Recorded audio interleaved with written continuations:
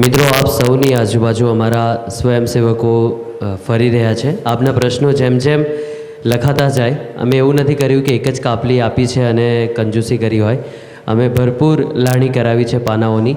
તો પ્રશ્નો છણાવટથી લખજો.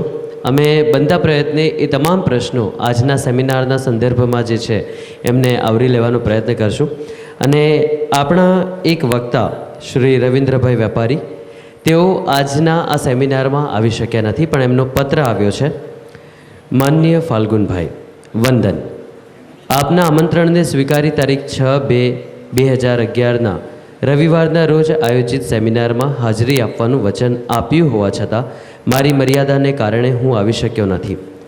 મારા ખૂબ જ નિકટના સ્નેહીશ્રીનું ગઈકાલે રાત્રે અવસાન થયું હોય તેમના ઘરના સભ્યોને વડીલ તરીકે સધિયારો આપવા ત્યાં અંતિમ ક્રિયામાં હાજર રહેવાની મારી અંગત અને સામાજિક ફરજ બજાવવા મજબૂર છું. આપ શ્રીના સેમિનારની ભવ્ય સફળતા માટે ખૂબ ખૂબ શુભેચ્છા પાઠવું છું. આપ મારી ગેરહાજરીને દરગુજર કરશો. આપનો હિતેચ્છુ શ્રી રવિન્દ્રભાઈ વેપારી, સુરત. તાળીઓના ગડગડાટથી આપણે એ મહાનુભાવને પણ એમની હાજરીની નોંધ લઈએ. અને મિત્રો, પત્ર વડે તેઓ આજે અહીં હાજર જ રહ્યા છે. આગળ વધીએ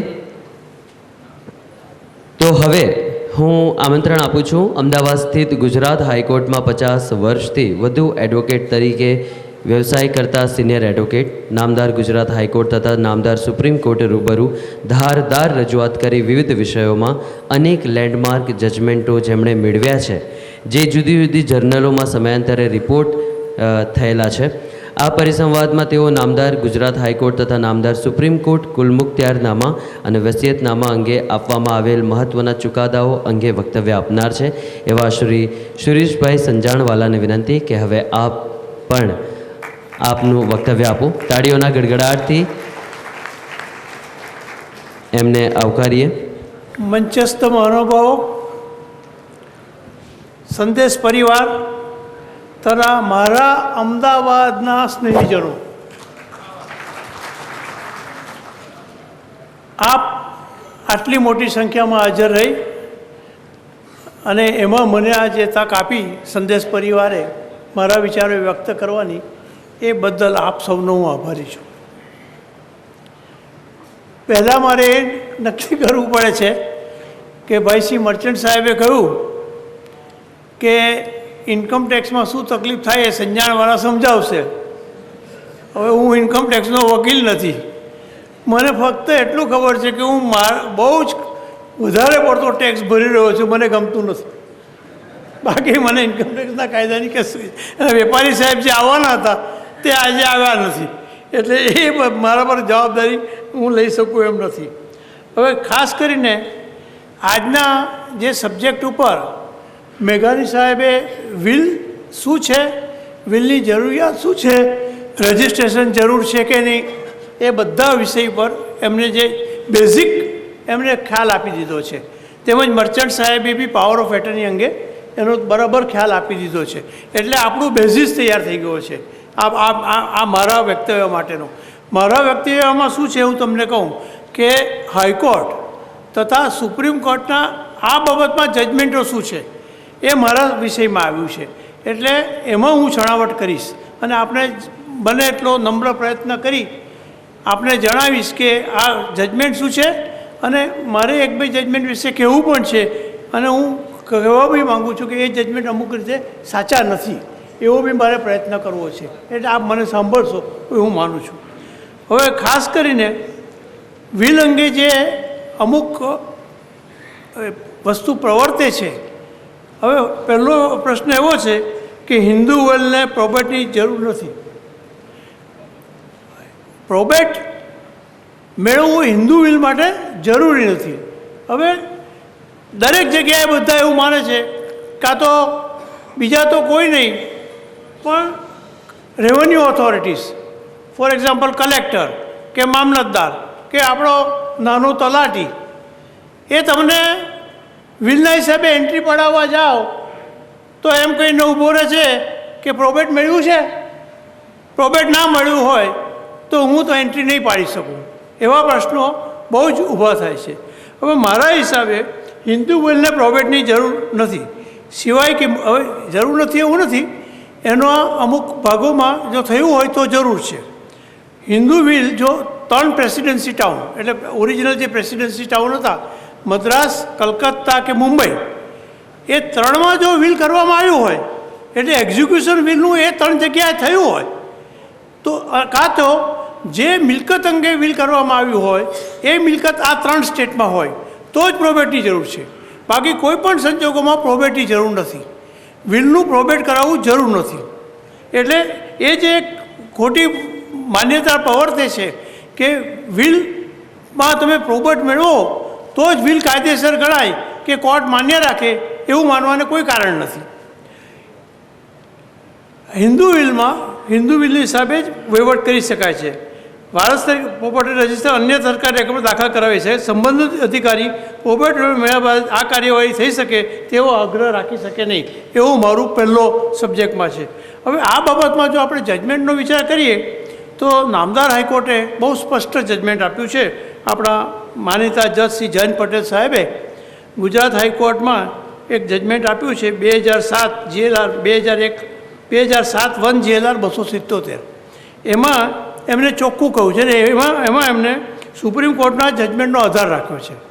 એ જજમેન્ટમાં એ લોકોએ એવું કહ્યું છે કે કલમ 57 હિન્દુ સક્સેશન એક્ટની કલમ 57 તથા કલમ 213નું યોગ્ય ઇન્ટરપ્રિટેશન કરવામાં આવે તો મિલકતનું જે મિલકત અંગે પ્રોબેટની જરૂર પડે એ મિલકત મેં આપણે અગાઉ કહ્યું કે 3 સ્ટેટમાં હોવી જોઈએ કાં તો એ સ્ટેટમાં વિલ થયું હોવું જોઈએ. અને જો એવું ના થયું હોય તો કલમ 57 મુજબ એ વિલને અંગે પ્રોબેટની કોઈ જરૂર નથી. એટલે આ સેક્શન જ ક્લિયર છે, 57 અને 213 બહુ ક્લિયર છે. છતાં પણ હવે એનું અર્થઘટન થઈ ગયું છે અને એ અર્થઘટન પ્રમાણે ગુજરાત હાઈકોર્ટનું બાઇન્ડિંગ જજમેન્ટ પણ આવી ગયું છે કે એના હિસાબે હવે જરૂર નથી. માટે આમાં લોકો કાયદાના અપૂરતા જ્ઞાનને લઈને ખોટી રીતે હું એવું કહું છું કે તલાટી કે એવા કોઈ તમારી પાસે એમ કહે કે પ્રોબેટ નથી માટે તમે વિલ રજિસ્ટર થાય તેમાં ગભરાઈ જશો નહીં. જરૂર નથી તમે કહો કે આમાં જરૂર નથી. આ એક નોર્મલી જે આપણે તકલીફ પડે છે દરેક સામાન્ય માનવીને કે આ જાતનું વિલ તમે પ્રોબેટ કરાવવા એન્ટ્રી પડાવવા જાઓ. હવે એક બીજી બી બહુ ખોટી માન્યતા છે કે આ જે રેવન્યુ એન્ટ્રી છે ને, જાણે કે રેવન્યુ એન્ટ્રીથી આપણે ટાઇટલ મળે છે, એ વાત જ ખોટી છે. રેવન્યુ એન્ટ્રી અમારા સુપ્રીમ કોર્ટના જજમેન્ટ પ્રમાણે અને હાઈકોર્ટના જજમેન્ટ પ્રમાણે ફક્ત ફિસ્કલ પર્પઝ એટલે આ રેવન્યુ કોની પાસે લેવાનું લાયબિલિટી માટે છે, એનાથી ટાઇટલ મળતું નથી. અત્યારે આપણે લોકો એવું માને છે કે જ્યારે 7/12માં નામ ના હોય તો મિલકત ના લઈ શકું, એટલે એ વાત ખોટી છે. અને આ જાતનું જો કોઈ તમને કહે કે તમે પ્રોબેટ કઢાવીને આવો તો જ તમને રજિસ્ટર કરવામાં આવે તો નહીં, અને જો એવું કોઈ કહે તો હું બેઠો છું આવી જજો. હવે બીજો પ્રશ્ન એવો છે હિન્દુ વિલ લેખિત અને 2 સાક્ષીને હાજરીમાં કરાવવું જોઈએ, એવું એ બીજી મારો છે. હવે 1930 પહેલાં હિન્દુ વિલ્સ એક્ટ નામનો એક કાયદો હતો. એ હિસાબે તમે ઓરલ વિલ બી કરી શકતા હતા. હવે મોમેડનમાં તમે ઓરલ વિલ કરી શકો છો, હિન્દુ કરી શકો છો. અને 1927 બાદ ઇન્ડિયન સક્સેશન એક્ટ આવ્યો પછી તમે મૌખિક વિલ કરી શકતા નથી. તમારે વિલ કરવું પડે, વિલની જે પ્રોસિજર હોય ફોર્માલિટી હોય એ કરવી પડે. નેમલી તમારે પોતે જ્યારે વિલ કરો ત્યારે તમારે પોતે સહી કરવી પડે, એ લેખિત હોવું જોઈએ, એના ઉપર 2 સાક્ષીઓની સહી હોવી જોઈએ.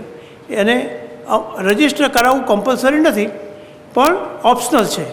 કલમ 18 મુજબ ઓપ્શનલ છે ને ભાઈ. મેઘાણી સાહેબે કહ્યું કે ભાઈ તમે કરાવો તો એનાથી ફાયદો છે, એમાં કંઈ નુકસાન નથી કે વધારે સારું છે. પણ એ એટલે હિન્દુ વિલ્સ એક્ટ પછી હવે જ્યારે ઇન્ડિયન સક્સેસર એક્ટ ફોર્સમાં આવ્યો ત્યાર પછી વિલમાં પોતે સહી કરી 2 સાક્ષીઓ કરી અને એ પ્રમાણેનો કાયદો દિલ્હી હાઈકોર્ટે નક્કી કર્યો છે, જે AIR 2007 દિલ્હીમાં પ્રસ્થાપિત થયો છે સુનીતાબેનના કેસમાં.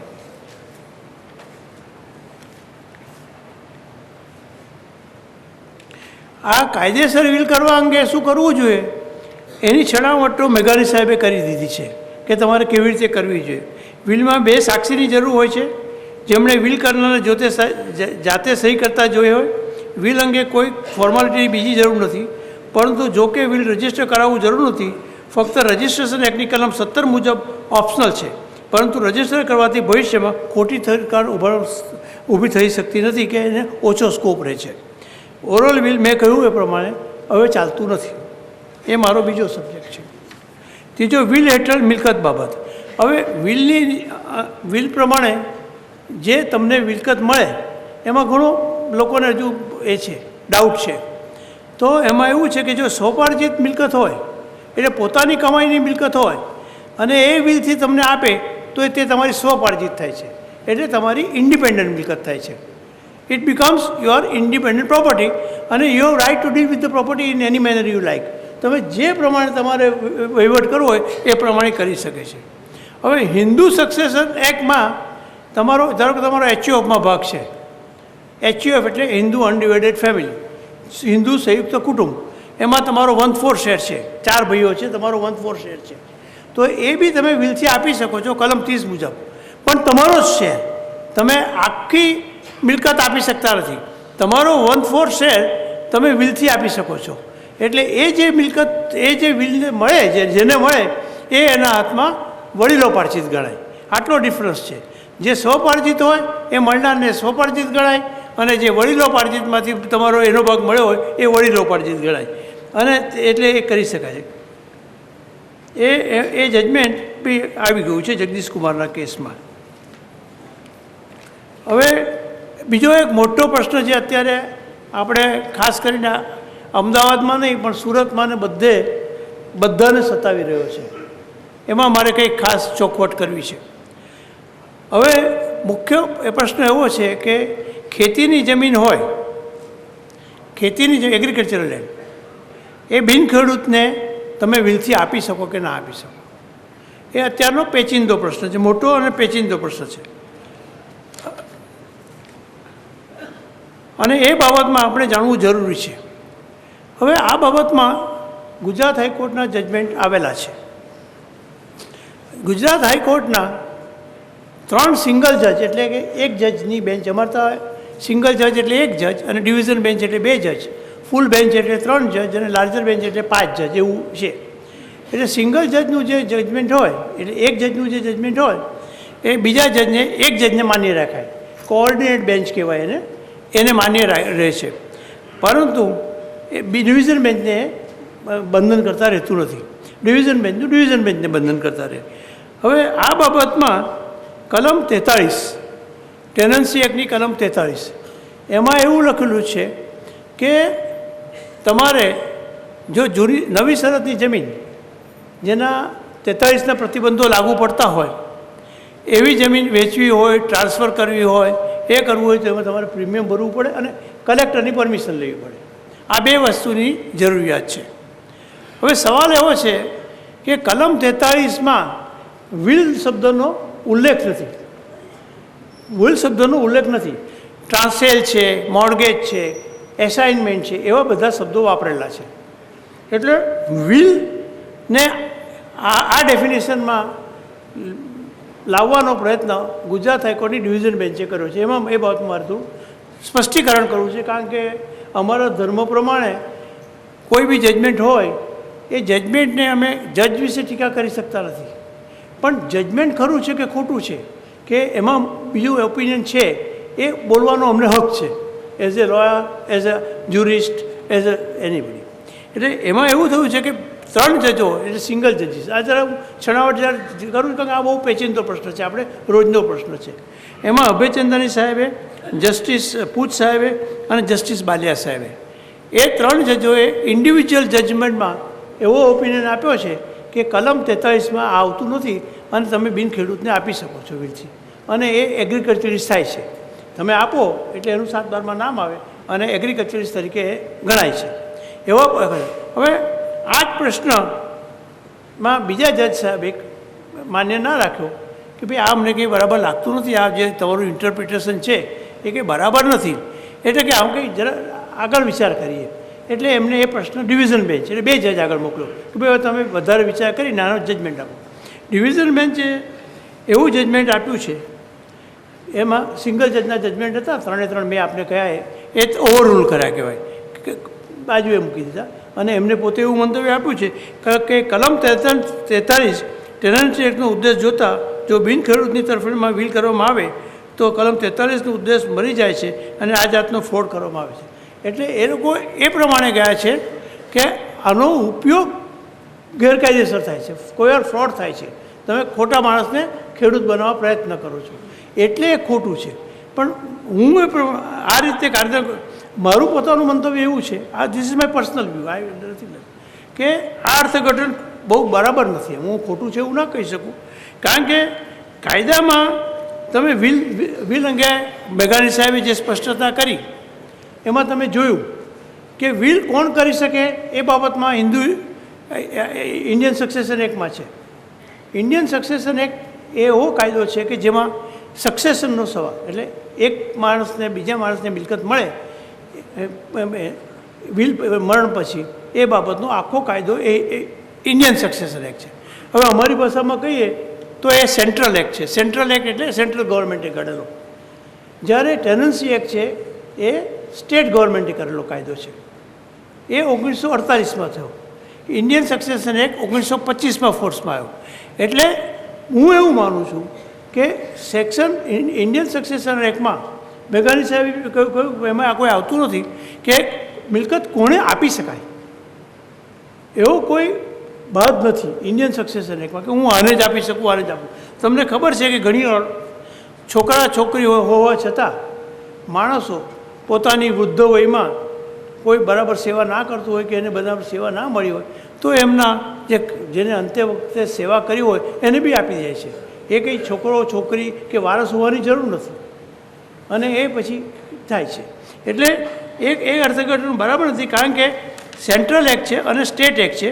સેન્ટ્રલ એક્ટ પ્રમાણે ડેફિનેશન જોઈએ, વિલનો જે આપણે મેઘાણી સાહેબે ખ્યાલ આપ્યો એમાં કોઈ એવી રિક્વાયરમેન્ટ નથી કે કોણે આપી શકાય. માટે કલમ 43માં નામદાર કોર્ટે એવું કહ્યું છે કે આ વિલ છે, આ જે તમે આપો છો વિલથી, એ એસાઇનમેન્ટ ગણાય. એસાઇનમેન્ટ, તમે આ ચાર શબ્દ જોજો, એસાઇનમેન્ટ. હવે એસાઇનમેન્ટ તો ના જ ગણાય ફોર સિમ્પલ રીઝન, કારણ કે એસાઇનમેન્ટ છે ને બાય પાર્ટેલ હોય, ઇન્ટરવાઇવોસ હોય, એમાં બે વ્યક્તિ હોય. એસાઇનમેન્ટમાં હું આપું ને બીજો લે, એટલે એને એસાઇનમેન્ટ કહેવાય. એમાં બે જે વેચાણ દસ્તાવેજમાં વેચાણ લેનાર અને વેચાણ આપનાર, એટલે એ ઇન્ટરવાઇવોસ હોય. વિલ છે તો યુનિલેટરલ છે, તમને ખ્યાલ આવે? વિલ યુનિલેટરલ છે કે મારી ઈચ્છા પ્રમાણે હું આપું છું, એમ મારે કોઈની સંમતિની જરૂર નથી. મારે કોઈને આપું છું એની બી સંમતિની જરૂર નથી કે હું તમને આપું છું, તમારે લેવું છે કે નહીં. It is my prerogative. Will એ મારી ઈચ્છા છે ને એ ઈચ્છા પૂર્ણ કરવા માટે હું વિલ બનાવું છું અને વિલમાં લખું છું કે આને મિલકત આપી, આને મિલકત આપી. એટલે મારા હિસાબે આ જે છે કે એસાઇનમેન્ટ ગણવું અને એને વિલ શબ્દ કલમ 43માં મૂકી દેવી એ બી બરાબર નથી, કારણ કે એક અમારામાં એક ઇન્ટરપ્રિટેશન ઓફ સ્ટેટ્યુટ્સ નામનો એક એ છે ઓથેન્ટિક બુક છે સિંઘની. એમાં એ લોકોએ એવું કહ્યું છે કે કોર્ટને બધી સત્તા ખરી ઇન્ટરપ્રિટ કરવાની, સેક્શનને ઇન્ટરપ્રિટ કરો, ખરું છે ખોટું છે બધું કરું, પણ કોઈ બી સેક્શનમાં કોઈ વર્ડ ઉમેરવાની કોઈ તાકાત કોર્ટમાં નથી. તમે કોર્ટમાં વર્ડ ના ઉમેરી શકો. તમે એમ ના કહી શકો કે વિલ 43માં ઉમેરો અને 43માં ઉમેરો. કેમ ઉમેરો?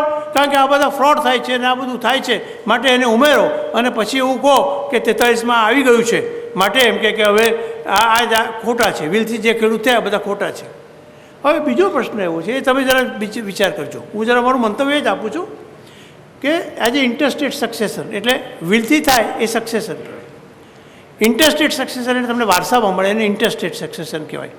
ઇન્ટરસ્ટેટ સક્સેસન કલમ 14 ઇન્ડિયન સક્સેસન હિન્દુ સક્સેસન એક્ટ પ્રમાણે તમે જો સીધી લીટીના વારસ હોય કે જે એમના શેડ્યુલમાં આવતા હોય એ બધાની મિલકત તમને વ્યક્તિના મરણ પછી મળે છે. હવે ઇન્ટરસ્ટેટ સક્સેસનમાં તમને જો મળે મિલકત, ધારો કે આ મિલકત હોય, એ મિલકત છોકરાને આપે, એને મળે, કાયદેસર મળે, એટલે આપતા નથી, વિલથી આપે, આ મળે કાયદેસર, એનો હક થાય. અને એમાં જો એની એન્ટ્રી પડે અને એ જો એગ્રીકલ્ચરિસ્ટ ગણાય, પછી એના ફાધર પછી સાથે જે વારસ હોય બધા એગ્રીકલ્ચરિસ્ટ ગણાય છે, તો ઇન્ટરેસ્ટેડ સક્સેસરમાં થઈ શકે તો પછી સક્સેસર એક્ટ નીચે કેમ ના થઈ શકે? મોટો પ્રશ્ન છે. એટલે આ જાતનું હું એટલા માટે કહું છું કે આ પ્રશ્ન અત્યારે સુપ્રીમ કોર્ટમાં પેન્ડિંગ છે. આજે ડિવિઝન બેન્ચનું જજમેન્ટ છે એ સુપ્રીમ કોર્ટમાં ગયું છે અને અત્યારે એ પ્રશ્ન ચર્ચાઈ રહ્યો છે. સુપ્રીમ કોર્ટમાં એનું ફાઇનલ હિયરિંગ થવાનું છે. એટલે આ ધ્યાન રાખીને જો ઇન્ટરવેન્શન કરીને કોઈ આપણે સારી રીતે એ પ્રશ્ન મૂકીએ તો કદાચ આપણે એમાં લાભ થયો છે કે ઘણાને એમાં ગેરલાભ થયો છે. એટલે આ પ્રશ્નો બિલના હિસાબે મારું મંતવ્ય છે મેં આપણે આગળ રજૂ કર્યું છે. હવે મારે બીજા સબ્જેક્ટમાં પાવર ઓફ એટર્ની, કુલ મુખત્યારનામું. હવે કોઈ બી જગ્યાએ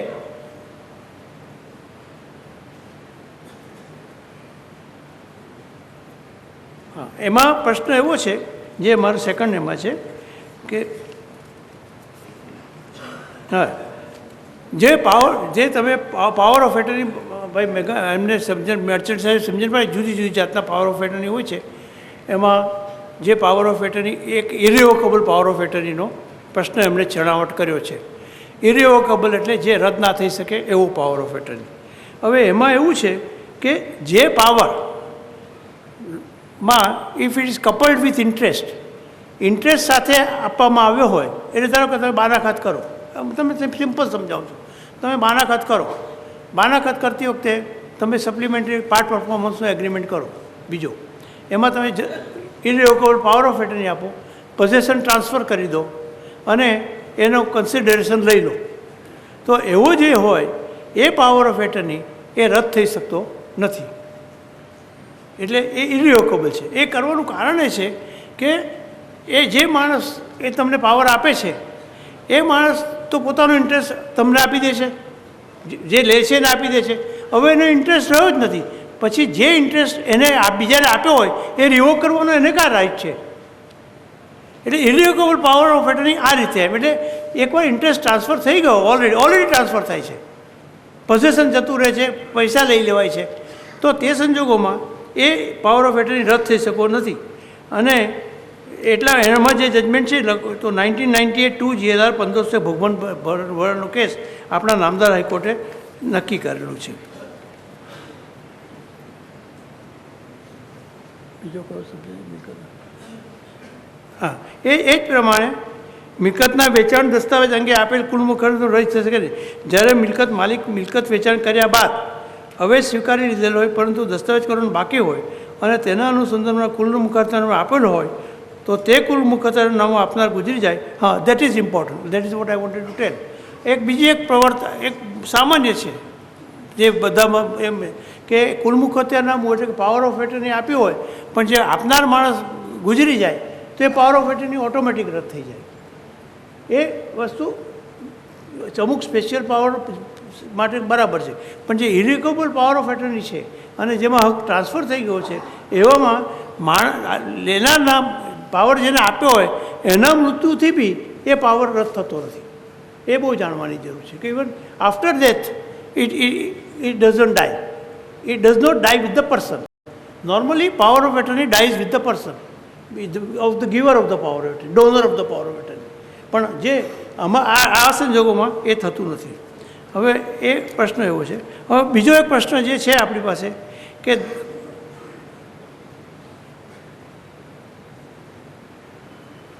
દરેક પાવર ઓફ એટર્ની રજિસ્ટ્રેશન એક મુજબ રજિસ્ટર કરાવવું જરૂરી છે કે કેમ?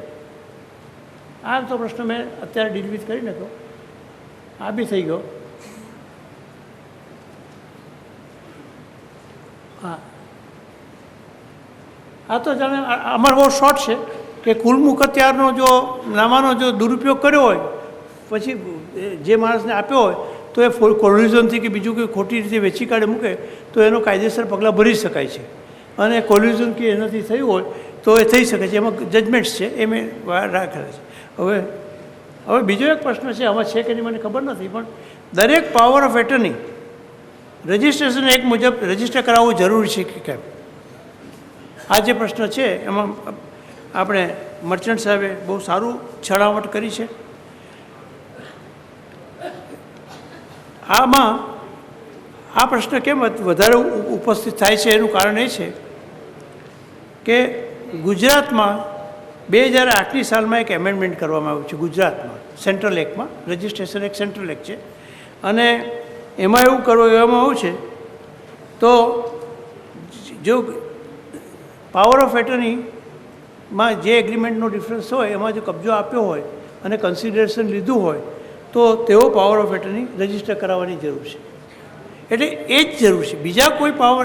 જનરલી તમને એવું થાય છે કે તમે કોઈ બી બીજા વસ્તુ માટે બી તમે ડોક્યુમેન્ટ રજિસ્ટર કરાવવા જાઓ તો કે તમારો પાવર ઓફ એટર્ની રજિસ્ટર છે, ના, જરૂર નથી. નોટરાઇઝ છે એ ઓથેન્ટિસિટી માટે, બાકી એ બી જરૂર નથી. પણ નોટરાઇઝ કરવો પડે એટલા માટે કે એની ઓથેન્ટિસિટી મળે. એટલે એ વાત બરાબર નથી. આ ખોટું અર્થઘટન કરીને આ એક લોકો આપણે ખોટે ભરમાવે છે, એ આપણે ખાસ. અને એમાં એવું સવાલ આવશે કે આવા જો તમને ખોટું કોઈ કહે તો તમારી પાસે થોડું જ્ઞાન હોય તો તમે આ વસ્તુ કરી શકો છો. એટલે હવે આ જ્ઞાનની શિબિર, આપણી તો આ જ્ઞાનની શિબિર છે, બધું નોલેજ. હવે એમાં બહુ જરા ભારે થઈ ગયું છે વાતાવરણ, કારણ કે બધું સબ્જેક્ટ બહુ ડ્રાય છે. એટલે વિલંગે અમુક વસ્તુ જેમાં જ્ઞાન સાથે ગમત કહીએ ને એવું 2-3 વસ્તુ મારે આપણે કહેવી છે. કે મુલ્લા નસરુદ્દીનનું નામ તો તમે સાંભળ્યું હતું. મુલ્લા નસરુદ્દીન એ બહુ મોટા પ્રોફેટ થઈ ગયા. એમને બહુ ગરડા થઈ ગયા અને પછી એમને લાગ્યું કે હવે બચી શકે એમ નથી. એટલે એમને પોતાનું વિલ લખવાનું નક્કી કર્યું કે હું મારું વિલ લખું. અત્યારે મારી જે ઈચ્છા છે, મારી જે ઈચ્છા છે એ મુજબ મારું વિલ થવું જોઈએ, એટલે હું આ લખું છું. એટલે એમને પેન મંગાવી, કાગળ મંગાવ્યો. બાજુમાં એમના બેગમ બેઠા હતા. બેગમ એટલે વાઈફ, એટલે બેગમ. બેગમ જેનું ઘરમાં ચાલે એ બેગમ.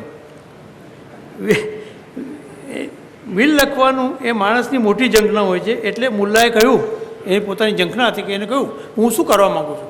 પણ એમણે બાજુ બેગમને પૂછ્યું કે એને કહ્યું કે મારી પેલી વાડી છે ને, ફળ બહુ છે, એમાં કેરી છે, આંબા છે, ચીકુ છે, આ છે, તે છે, એ મારી માસીને આપવા માગું છું. હું મારી માસીને આપવા માગું છું. બેગમ કહે છે કે તમે માસી તો આ તો બુઢી છે, એ બુઢી માસીને આપીને શું કરશો? એ શું કરશે આપો વાડીને? એને ના આપો તમે, એવું ના કરો. અને મારી બહેન જુવાન છે એને આપો. એ જુવાન છે એ જશે, બરાબર ઝાડ ઉછેરશે અને આનંદ કરશે, મજા કરશે, માટે તમે એને આપો. મુલ્લાજી કહે કે સારું, તારી એવી ઈચ્છા છે તો હું વિચાર કરું. પછી કહે છે તમે મારો જે નદી કિનારે બંગલો છે એ બંગલો કે હું ખાસ કરીને મારા કાકાના દીકરાને આપવા માગું છું. વાડી મારો બંગલો, કારણ કે એમ કહે છે કે હું તમારા પછી બી એ બહુ સારું લખી શકું, તો બેસીને સારા બધું જ્ઞાન લોકોને આપી શકું, માટે હું આપવાની ઈચ્છા રાખું છું. તો કહે છે કે એ કાકાના દીકરાને આપીને શું કરશો? એ તો મૂર્ખ છે, એ શું લખવાનું હતું? કશું નથી. એના કરતાં તમે મારા ભાઈને આપો. એટલે બીજો પ્રશ્ન આવ્યો. એટલે પછી મુલ્લાજી મૂંઝાયા અને કહે છે કે મારા ભાઈને આપશો તો એ ખુશ થશે ને તમને જન્નત મળશે. એટલે પાછું બેગમ એને બીજું બેરાવ્યું કે તમને જન્નત મળશે. એટલે પછી મુલ્લાજી કહે છે કે આ વિલ મારે કરવાનું છે કે તારે કરવાનું છે? મરવાનું હું છું, મારે મરવાનું છે. તું કહે છે કે વિલ કરો, તો હું મારે મરવાનું છે નક્કી છે, તો મારું વિલ કરવાનું ના કરવાનું. પણ એમ કે આખી જિંદગી જે તે કહ્યું તે મુજબ મેં કર્યું છે, માટે આ વિલમાં બી તે કહે તું કહે તેનું મિલકત આપવા તૈયાર છું. એટલે એવો પ્રશ્ન થયો. બીજો ખાસ આ એક રંબુજી ચૂકો તો કહ્યું આપણે. અને બીજું ખાસ કરીને તમે જે આપણે જૂના વખતના લોકો છો ને, એને જોયું હશે પિક્ચર, ગુણસુંદરી પિક્ચર આવેલું એ જમાનામાં. એમાં એક છગન રોમિયો નામનું પાત્ર આવતું હતું. છગન રોમિયો એટલે એને વિલ કરેલું. હસવાની વાત છે થોડી, બીજું કંઈ નથી. કે છગન રોમિયો હતો તે આમ રોમિયો ગણાય છે, છગન એટલે રોમિયો. એટલે એને વિલ કરવાનું નક્કી કર્યું, એને વિલ કર્યું. એટલે પછી તો એને વિલ કર્યું એટલે પછી જે ગામમાં રહેતા હતા એટલે બધાને બોલાયા કે હું તો વિલ કરું છું ને આ તો મોટું દાન કરું છું, એટલે એનું બધું માન મળ્યું. છગનભાઈ સેટ થઈ ગયા. પછી એનું વિલ 10મે દિવસે વંચાયું. એમાં એને એવું લખેલું કે મારા મરણ પછી કૂતરાને ઘાસ નાખજો. હવે એક્ઝિક્યુટરો મૂંઝાયા કે સાહેબ કૂતરાને ઘાસ કેવી રીતે, કે કહ્યું છે નાખવું તો પડે, નાખી જેવું. કૂતરાએ ઘાસ ખાધું નહીં, એટલે કે હવે કરવું શું, અમારા આ વિલનો અમલ કેવી રીતે કરવો આગળ. એટલે પછી ધીમે રહીને એક હતા એક્ઝિક્યુટર, એને કહ્યું કે એમાં છેલ્લો ક્લોઝ જુઓ, એમાં એવું લખેલું છે કે જો વિલમાં જે મેં જે લખેલું છે એ જો ના થાય તો બધી મિલકત મારા છોકરાને આપી દેવી. એટલે છગનભાઈ શેઠ ગણાઈ ગયા અને આવું થયું. અને ખાસ બીજો એક પ્રશ્ન એવું છે કે લોર્ડ્સ, હાઉસ ઓફ લોર્ડ્સ નામની અમારી અત્યારે તો આપણે સુપ્રીમ કોર્ટ કહીએ છીએ, પણ હાઉસ ઓફ લોર્ડ્સ એટલે legal apex body in London. એના એક લોર્ડે વિલ કરેલું પોતે, પોતાની મિલકતનું પોતે વિલ કરેલું, અને એ વિલ ચેલેન્જ થયું. તો એ વિલ ચેલેન્જ થયું તો એવું નક્કી થયું કે આ વિલ ગેરકાયદેસર છે. એટલે મર્મ એ છે કે વકીલે પોતાનું વિલ પોતે ના કરવું, બીજા વકીલ પાસે કરાવવું, નહીં તો ખોટું ઠરશે. અને અસીલનું વિલ કરવું, કારણ કે તમે ઓબ્જેક્ટિવ રહી શકો છો, પહેલાંમાં તમે સબ્જેક્ટિવ થઈ જાઓ, એટલે તમારું વિલ ખોટવું પડે. આ સૌએ મને બહુ જ સારી રીતે સાંભળ્યો, એ બદલ તમારો આભાર.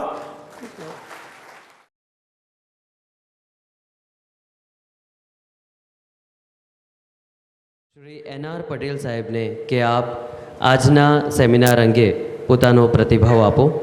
હું શ્રી NR પટેલ સાહેબનું એક ટૂંકો પરિચય આપી દઉં. આપ 1964થી સિવિલ મેટર્સની પ્રેક્ટિસ કરી રહ્યા છો.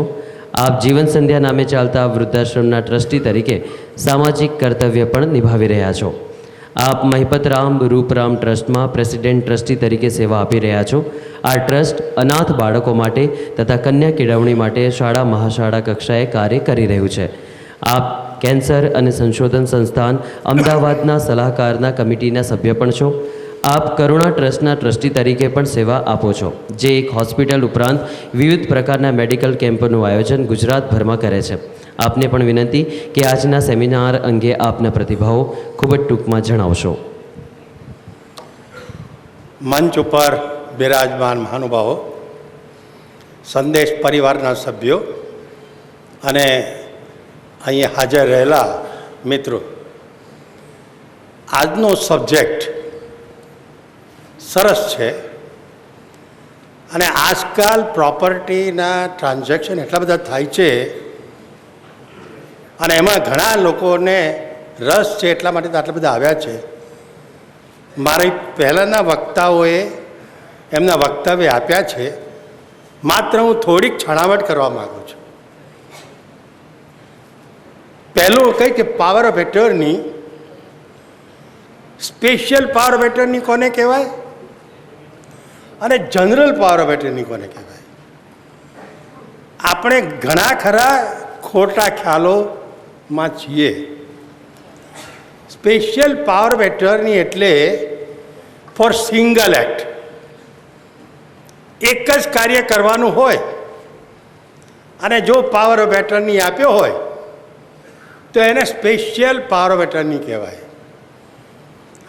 જનરલ પાવર ઓફ એટર્ની એટલે series of acts, there is more than one act, તો એને જનરલ કહેવાય. પણ જનરલ પણ રિગાર્ડિંગ એ સ્પેસિફિક સબ્જેક્ટ. ધારો કે તમને પ્રોપર્ટી, તમે બાનાકત કર્યું છે અને એના માટે જમીન માલિક તમને પાવર ઓફ એટર્ની આપે છે, તો એ જમીનને લગતા જે કાર્યો કરવાના હોય તેવી રીતે ધારો કે પાર્ટનરશીપના પાર્ટનર તમને આપે છે, તે પાર્ટનરશીપને લગતા, પછી એની અંદર બધું ના આવે. આપણે ઘણા ખોટા ખ્યાલમાં છીએ. જનરલ પાવર ઓફ એટર્ની એટલે જે પેલા સ્પેસિમેન હોય એ બધામાં આવી જાય, પણ ખરેખર કયા સબ્જેક્ટ માટે તમને પાવર ઓફ એટર્ની આપવામાં આવે છે એને લગતા કાર્યોની છણાવટ પાવર ઓફ એટર્નીમાં હોવી જોઈએ. બીજું કે કલમ 202 contract act, this power of attorney is nothing but agency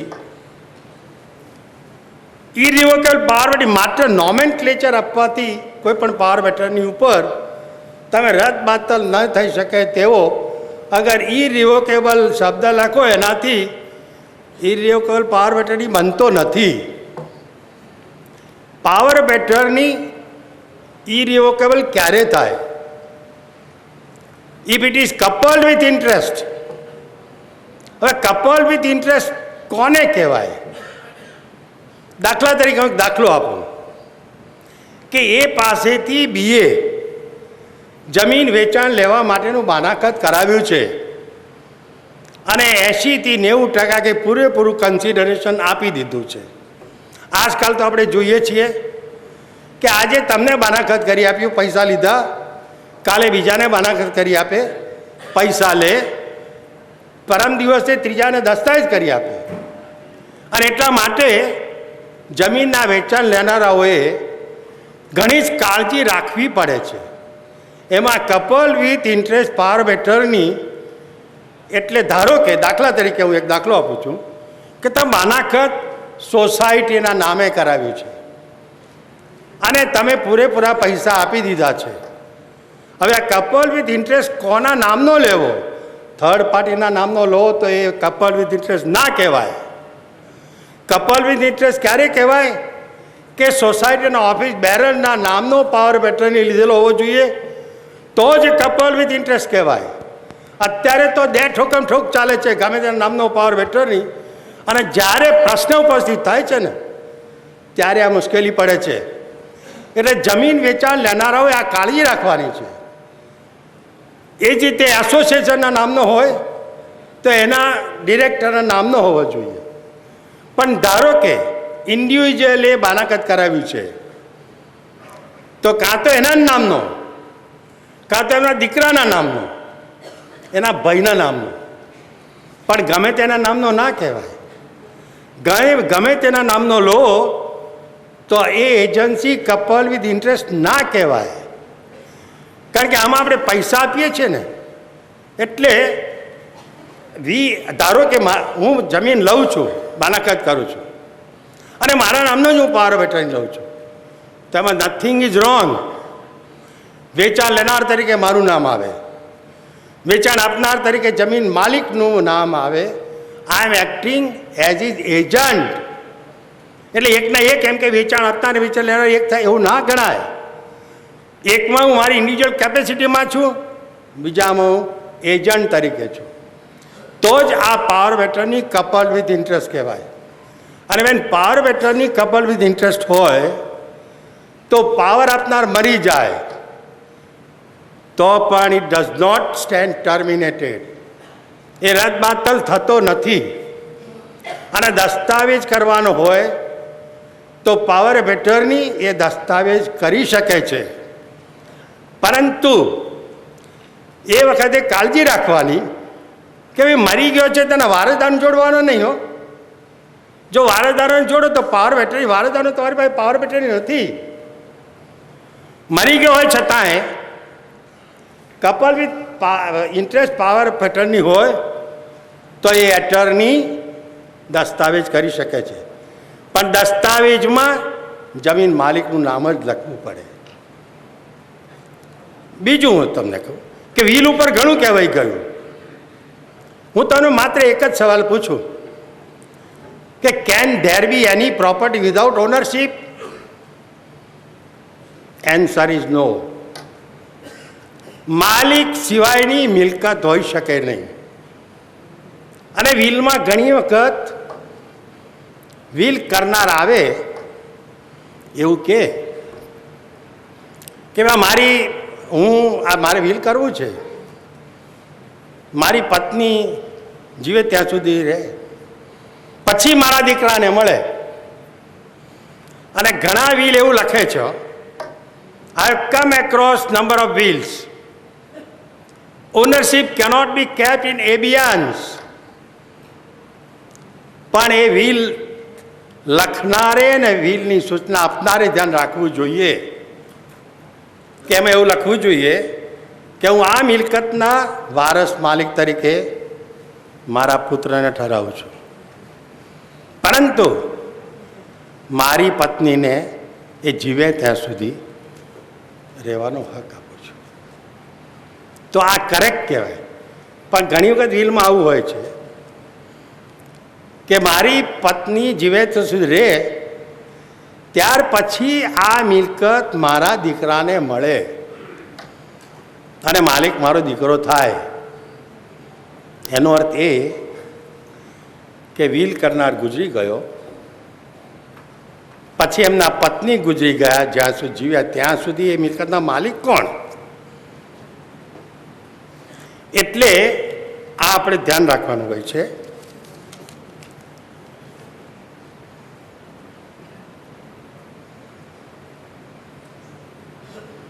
sorry, I am completing. This is important therefore. એટલે આ એક આપણે વ્હીલ બનાવતી વખતે ધ્યાનમાં રાખવાનું છે. ટાઈમ ઓછો છે, મને આપે શાંતિથી સાંભળ્યો તે બદલ હું આપનો બધાનો આભાર.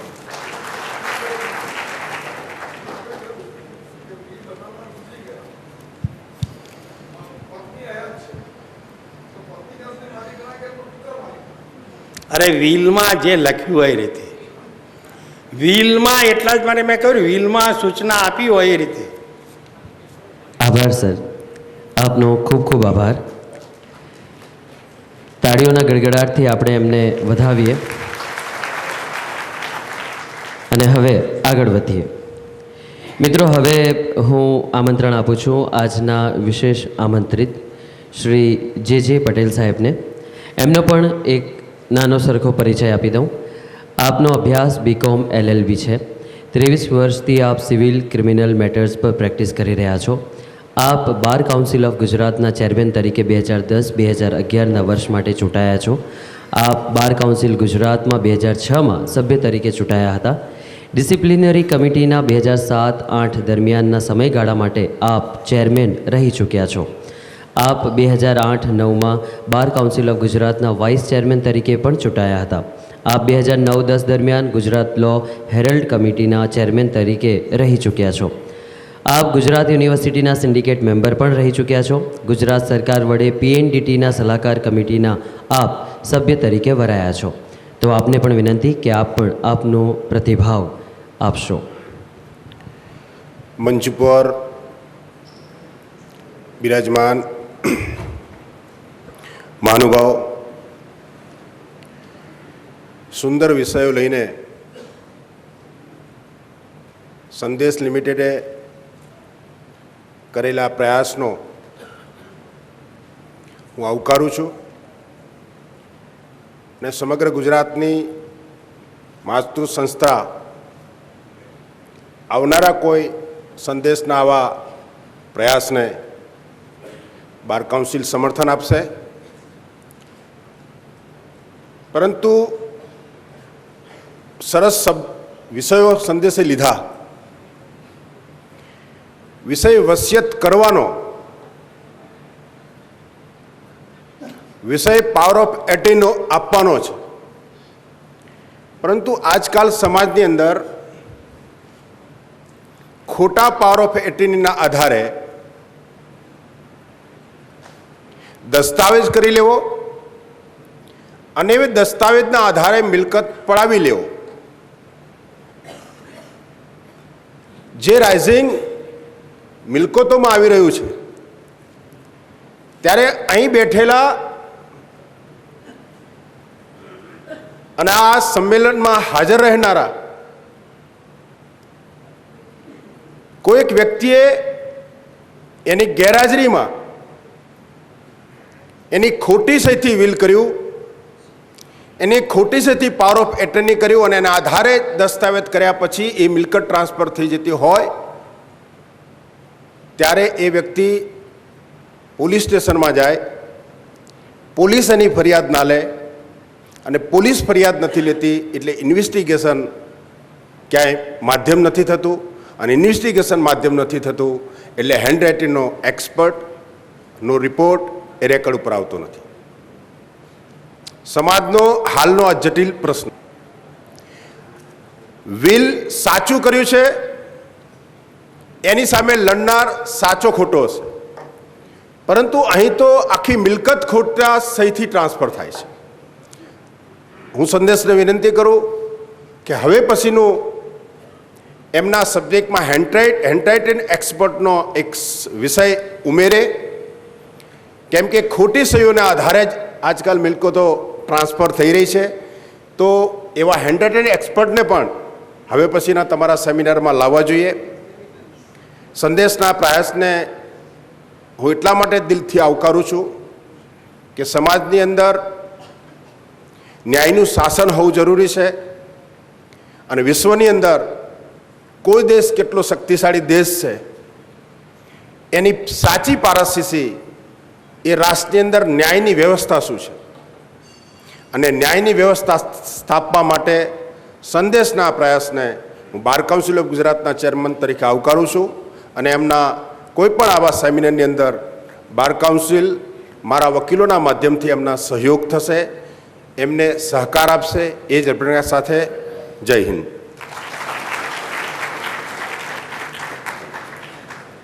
આભાર sir, thank you so much. આગળ વધીએ અને આજના કાર્યક્રમના મુખ્ય અતિથિ શ્રી ડૉક્ટર JN ભટ્ટ સાહેબને વિનંતી કરીશ કે આપ પણ આ પ્રસંગે આપનો પ્રતિભાવ આપશો.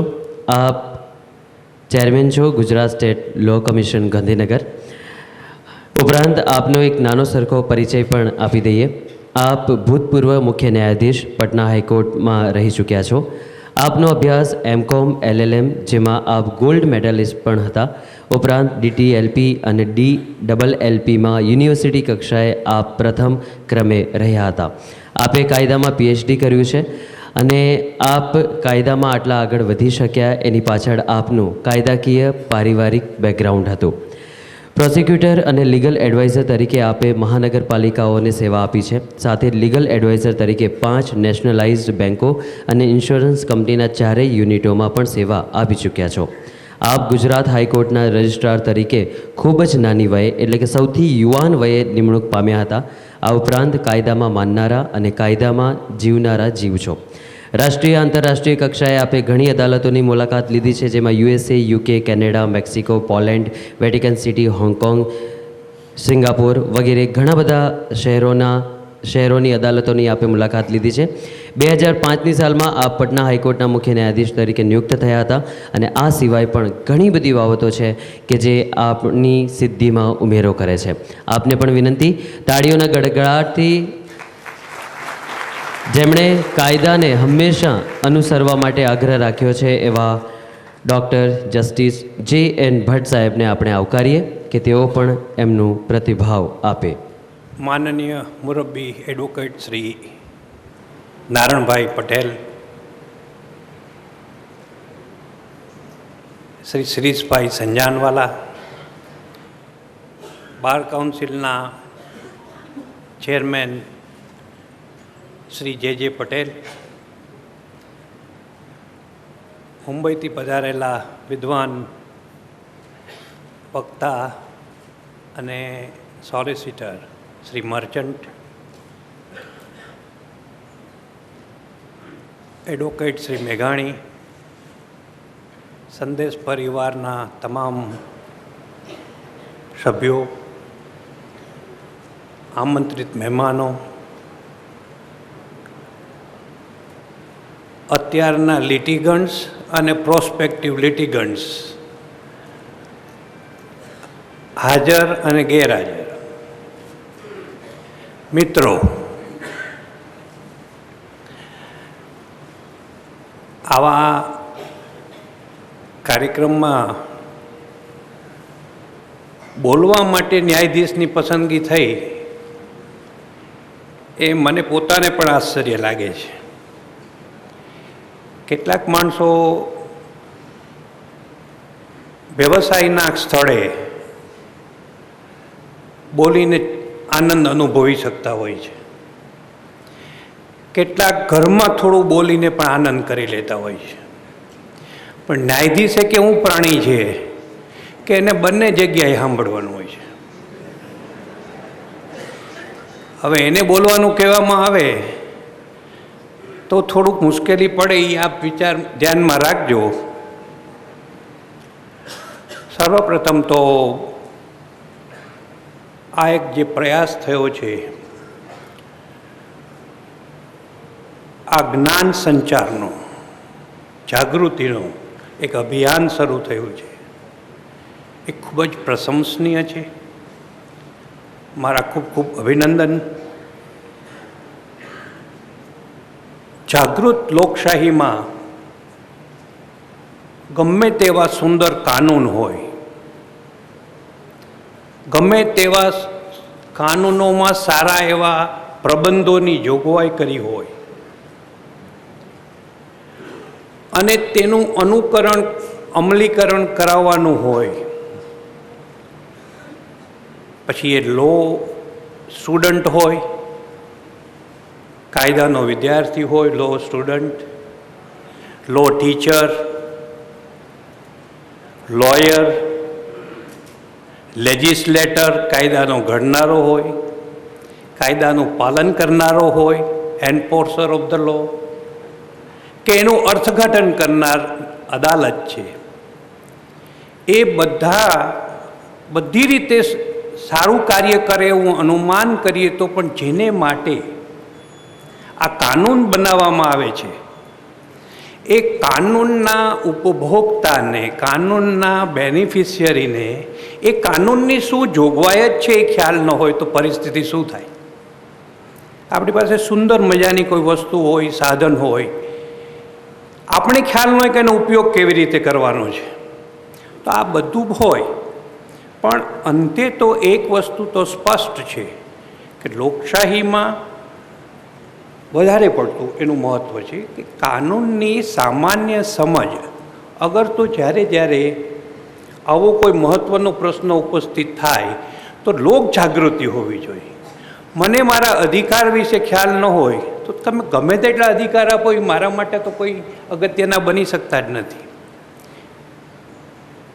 એ બેકગ્રાઉન્ડ સાથે, એ અનુસંધાનમાં આજે જે પ્રયાસો થયા છે એને માટે ફરી એકવાર હું સંદેશ પરિવારનું અભિવાદન કરું છું અને ખાસ મારી શુભેચ્છા પાઠવું છું કે આવા લોકજાગૃતિના અગત્યના પ્રશ્નો હાથ ઉપર લઈ, અને આ તો એક મીડિયાએ તો ક્રાંતિ સર્જી છે અત્યારના દેશમાં. આપણે જાણીએ છીએ જે વસ્તુ બીજી કાયદાની એજન્સીઓ નથી કરી શકી એ મીડિયાએ કરી બતાવી છે. જે વિદેશોમાં વર્ષો પહેલાં થતું આપણે ત્યાં શરૂ થયું છે. એટલે એ એક મોટી આશાનો સંચાર થયો છે. એટલે આ કોઈ પર્ટિક્યુલરલી પણ આવા વિષયો ઉપર, દાખલા તરીકે હું એક ફોર એક્ઝામ્પલ કહું કે રાજ્યસભાના, લોકસભાના કે ધારાસભાના સભ્ય થવા માટેની ઉંમર છે એ અત્યારે છે એથી ઓછી કરવી જોઈએ કે વધારે કરવી જોઈએ? જે મતદાનની વય ઘટાડીને કરી ઓછી, આપ સર્વે જાણો છો. તો આવા અનેક પ્રશ્નો એવા છે, ફેમિલી લોને લગતા હોય, પ્રોપર્ટી લોને લગતા હોય, કે આંતરરાષ્ટ્રીય વ્યાપાર, ઇન્વેસ્ટમેન્ટ બધાને લગતા હોય. આજે આ પ્રોપર્ટીને લગતું અને એના સંબંધિત પાવર ઓફ એટોર્ની, અગર તો વિલ અંગેની જોગવાઈઓ, આ ત્રણની અગત્યતા ખૂબ જ છે. અને ભાગ્યે જ કોઈ એવી વ્યક્તિ હશે જેને આ પ્રશ્ન સ્પર્શતો ન હોય. પછી એ જમીનદાર હોય, ઇન્ટેલેક્ચ્યુઅલ પ્રોપર્ટીનો માલિક હોય, સાયબરની કેપિટલનો માલિક હોય. પ્રોપર્ટી માત્ર ઇમૂવેબલ જ ગણીને બેસવું એ જરૂરી નથી. ઇન્ટેલેક્ચ્યુઅલ પ્રોપર્ટીને પણ આપણે કઈ રીતે સંભાળી શકીએ? સાયબર ક્રાઇમ છે કે હું એક SMS મેસેજ, અગર તો ઈમેલ મારા કોમ્પ્યુટર ઉપર ઇંગ્લેન્ડ મોકલું છું ને કોઈનું ડેફેમેશન કરું છું, કોઈને નુકસાન થાય હું સંદેશો આપું છું, તો એમણે કેસ ક્યાં કરવો? જ્યાં મળ્યો ત્યાં કે જ્યાંથી આવ્યો ત્યાં? હવે એ 10 દેશોમાં 10 વ્યક્તિને મોકલેલો હોય તો 10 દેશોના લોકોને જે પોતાને હાર્મ થયું છે, નુકસાન થયું છે એને ત્યાં કેસ કરવાનો અધિકાર મળે છે. હવે આ આપણી સામાન્ય બાબત હોવા છતાં એ આપણા ધ્યાનમાં આવતી નથી. એટલે આવા પરિસંવાદો, જ્ઞાન શિબિરો ખરેખર ઉર્ધ્વગામી હોય છે કે જેથી કરીને લોકોનું વિશાળ હિત અને કલ્યાણ થાય છે. હવે કાયદાનું આમ તો આ બધા વિદ્વાન વક્તાઓએ ખૂબ સુંદર છણાવટ કરી છે અને અમારી પાસે ઘણી વખત આવી જોરદાર 40 વર્ષ સુધીની ન્યાયાધીશ અને એની કાર્યવાહીમાં દલીલો સાંભળી પણ છે, એનો લાભ પણ મળ્યો છે. એક સામાન્ય થોડુંક હળવું વાતાવરણ શિરીષભાઈએ કીધું છે એટલે એ સારી વસ્તુ છે, કારણ કે આટલો ગહન વિષય અને જો હળવું વાતાવરણ ન હોય તો પછી એ અગત્યની વસ્તુ જલ્દીથી સમજાવવામાં કે સમજવામાં પણ માનવ સ્વભાવ પ્રમાણે થોડુંક અવરોધ થાય. કોર્ટમાં શિરીષભાઈ નહોતા એટલું ચોક્કસ, સંજાણવાલા નહોતા દલીલ કરતા અને જે પટેલે નહોતા, એ બંનેને બાદ કરું છું. એક વકીલ એક કેસ માટે જોરદાર દલીલ કરતા હતા, એટલી બધી જોરદાર દલીલ કરી એટલે ન્યાયાધીશ ગડગડો થઈ ગયો કે સાલો સાહેબ મારા ક્લાયન્ટને એટલો માર મારેલો છે કે એને અધમો કરી નાખ્યો હતો અને આને સખતમાં સખત સજા તોમતદારને કરવી જોઈએ. કોર્ટમાં આટલી જોરદાર દલીલ કરી ન્યાયાધીશને પણ ગડગડા કરી દીધા. ત્યાં કોર્ટરૂમમાંથી એક ભાઈ ઊભા થઈ અને રડવા લાગ્યા.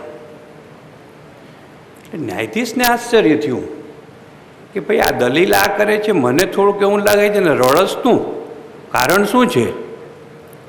તો કે સાહેબ એ મારા વકીલ છે, હું એનો અસીલ છું, મને આજ ખબર પડી કે મતલબ માર્યો તો 5 વર્ષ પહેલાં.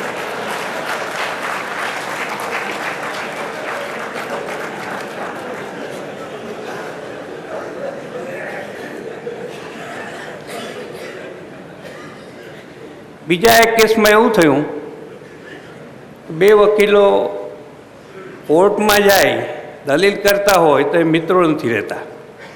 એ એક કાયદાના વ્યવસાયનું એક એથિક્સ છે કે એમને પોતાના ક્લાયન્ટ માટે જ કરવું પડે. જેવા કોર્ટ બહાર જાય એટલે ખૂબ જ અંગત મિત્રો પણ બની જાય છે. હું પણ વકીલ હતો, ભવિષ્યમાં પણ વકીલાત કરીશ. અત્યારે તો નિવૃત્ત થઈ ગયા પછી એ વિચારણા ચાલે છે, પણ મને જે છે ઇન્ટરેસ્ટ એટલો જ કે લોકોને મફત અને શિક્ષણ અને મફત સક્ષમ કાનૂની સહાય કઈ રીતે આપી શકાય. અમે 23 થી 24 લાખ કેસો આ રીતે આવા બધા મુરબ્બીઓ અને મહાનુભાવોની ઓનરરી સર્વિસીસ લઈને 24 લાખ કેસોનું સંપ કરેલું છે. એટલે ઇમેજિન કે જે 24 લાખ કેસ 3 કોર્ટ સુધી ચાલ્યા હોત અને અત્યારે એનો શું ભરાવો હોત. એટલે મને માત્ર મુક્ત મફત સક્ષમ કાનૂની સહાયમાં જ રસ છે. અને જ્યારે મને કહેવામાં આવ્યું કે આ એક એવું અભિયાન છે કે આમાં કંઈ ચાર્જ નથી અને નિઃશુલ્ક સેવા આપવાની છે, ત્યારે મેં સહર સ્વીકાર્યો. અને મને જ્યારે કોઈ આવા કાર્યક્રમમાં કે કોઈ પણ સંસ્થા કે કોઈ પણ મીડિયા બોલાવશે ત્યારે હું ચોક્કસ જઈશ, કારણ કે મને એનો આનંદ છે. પછી એક કોર્ટમાં દલીલ ચાલતી હતી, બંને વકીલો એકબીજાને પાછા અસીલોને દેખાડો કરવા અંદરો અંદર મિત્ર હોવા છતાં ઘણીવાર કરતા હોય છે કે આ જો અમે કેટલી મહેનત કરીએ છીએ. It's an art of advocacy. એમાં કંઈ સામા હું હતો ત્યારે કરતો. એટલે એ સંજાનવાલા જ કરે એવું નથી કે જે પટેલ કરે એવું. નારાયણભાઈ મુરબી છે એટલે બોલાય નહીં. પછી એક વકીલ એટલો ગુસ્સે થઈ ગયો દલીલ કરતાં કરતાં, સામા પક્ષનો વકીલ ઊભો થઈને ડિસ્ટર્બ કરે. એટલે એનાથી ઉગ્રતાને કારણે એ ઘણીવાર બનતું હોય છે કોર્ટમાં. એટલે કે તું મૂર્ખ છો બીજા વકીલને, કે વચ્ચે કુદાકૂદ કરસ તો મને ડિસ્ટર્બ કરસ. એટલે પેલો વકીલ ઊભો થઈને બોલ્યો કે તું મૂર્ખ છો. પછી મારા જેવો એક ગરીબ સાધો જજ પાછળ બેઠો હતી કે ઓર્ડર, તમે બે ભૂલી જાઓ છો કે હું અહીંયા જ છું.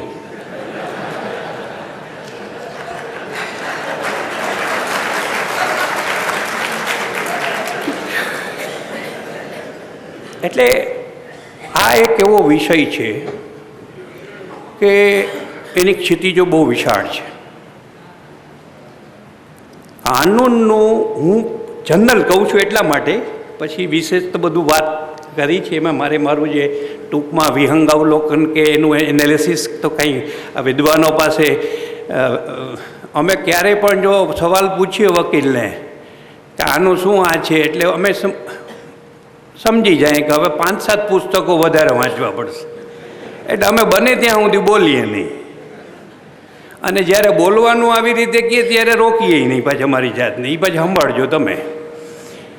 થયું એવું કે આ એક વિશાળ ગહન ઊંડો વિષય, એની જાણકારી, એની જાગૃતિ એ એક મોટું દાન છે. એવા કાયદાના વિષયમાં કાયદાના 2 રોલ છે. There are 2 functions of the law. આ પ્રોપર્ટીને, વિલને, કે પાવર ઓફ એટોર્નીને, એ 3 વિષય જ નથી. 26 કાયદા એવા છે કે જેમાં આ વિષયને સ્પર્શે છે. 26 લોઝ. પછી જે પટેલનું bar council of India act નીચે અહીંયા ચેરમેન ગુજરાતના નિમાયા છે, 1926નો કાયદો હોય તો એમાં પણ લો ઓફ એજન્સી મૂકી છે. કોન્ટ્રાક્ટ એક્ટમાં પણ લો ઓફ એજન્સી છે. પાવર ઓફ એટોર્ની એટલે શું? એ એક પાવર ઓફ એટોર્ની એક્ટ 1882માં જે બ્રિટિશના વખતમાં બનેલો છે, એટલે જ પાવર મળે છે, અગર તો એટલે જ કોઈ વતી કાર્ય કરે છે, એ પૂરતું નથી. જે અધિકાર પોતાનો છે એ બીજાને આપે એ પાવર ઓફ એટોર્ની એક જનરલ લો થયો. પણ લો ઓફ એજન્સી, જેમ જેમ માનવ સમાજનો વિકાસ થયો, સાંસ્કૃતિક, સામાજિક, રાજકીય, ધંધાકીય, કોમર્શિયલ, મર્કેન્ટાઇલ, આ બધા રિલેશનશિપ થતા ગયા, અને આજે તો એ world has become a small a global village. ત્યારે આવા બધા કામમાં એકલો માણસ કંઈ કરી શકે ખરો? કોઈ પણ તમે આજે અહીંયા આવ્યા છો તો તમે કોઈ ગાડીમાં ડ્રાઈવર સાથે આવ્યા છો, તો driver is your an agent. If he commits an accident, you are responsible. આ વસ્તુ આપણે ઘણી વખત સામાન્ય રીતે ગણતા હોય છે. બસમાં તમે દાખલ થાઓ અને બસમાં પ્રવેશો અહીંયા આવવા માટે, તો તમને ટિકિટ આપે એટલે કોન્ટ્રાક્ટ થયો. પૈસા આપો, ટિકિટ આપે, કોન્ટ્રાક્ટ. એની જવાબદારી છે તમારી સુરક્ષિત રીતે ત્યાં પહોંચાડવાની. એટલે આવા ઘણા વિષયો છે. કહેવાનું તાત્પર્ય એ છે કે કાયદાના 2 મહત્ત્વના ભાગમાં એને વહેંચી શકાય. ટુ લીડ ધ સોસાયટી, સમાજને દોરી જવું. એક સમય એવો હતો, મને યાદ છે, હું વિદ્યાર્થી કાનૂનનો હતો ત્યારે, how to lead the society, એને માટે કાયદાઓ તૈયાર થતા. આ પરિસ્થિતિ નિર્માણ થશે, આ પરિસ્થિતિ આવશે, તો એને માટેનો કાયદો કરી રાખો. પછીનો સમય એવો આવ્યો કે આગ લાગે ત્યાં કૂવો ખોદવાની વાત. હવે આવું બધું થઈ ગયું છે, હવે કાયદો કરો. એટલે law is led by the society, જેને સમાજને દોરી જાય છે. પહેલામાં કાયદો સમાજને દોરવા માટે આગળ જાય છે.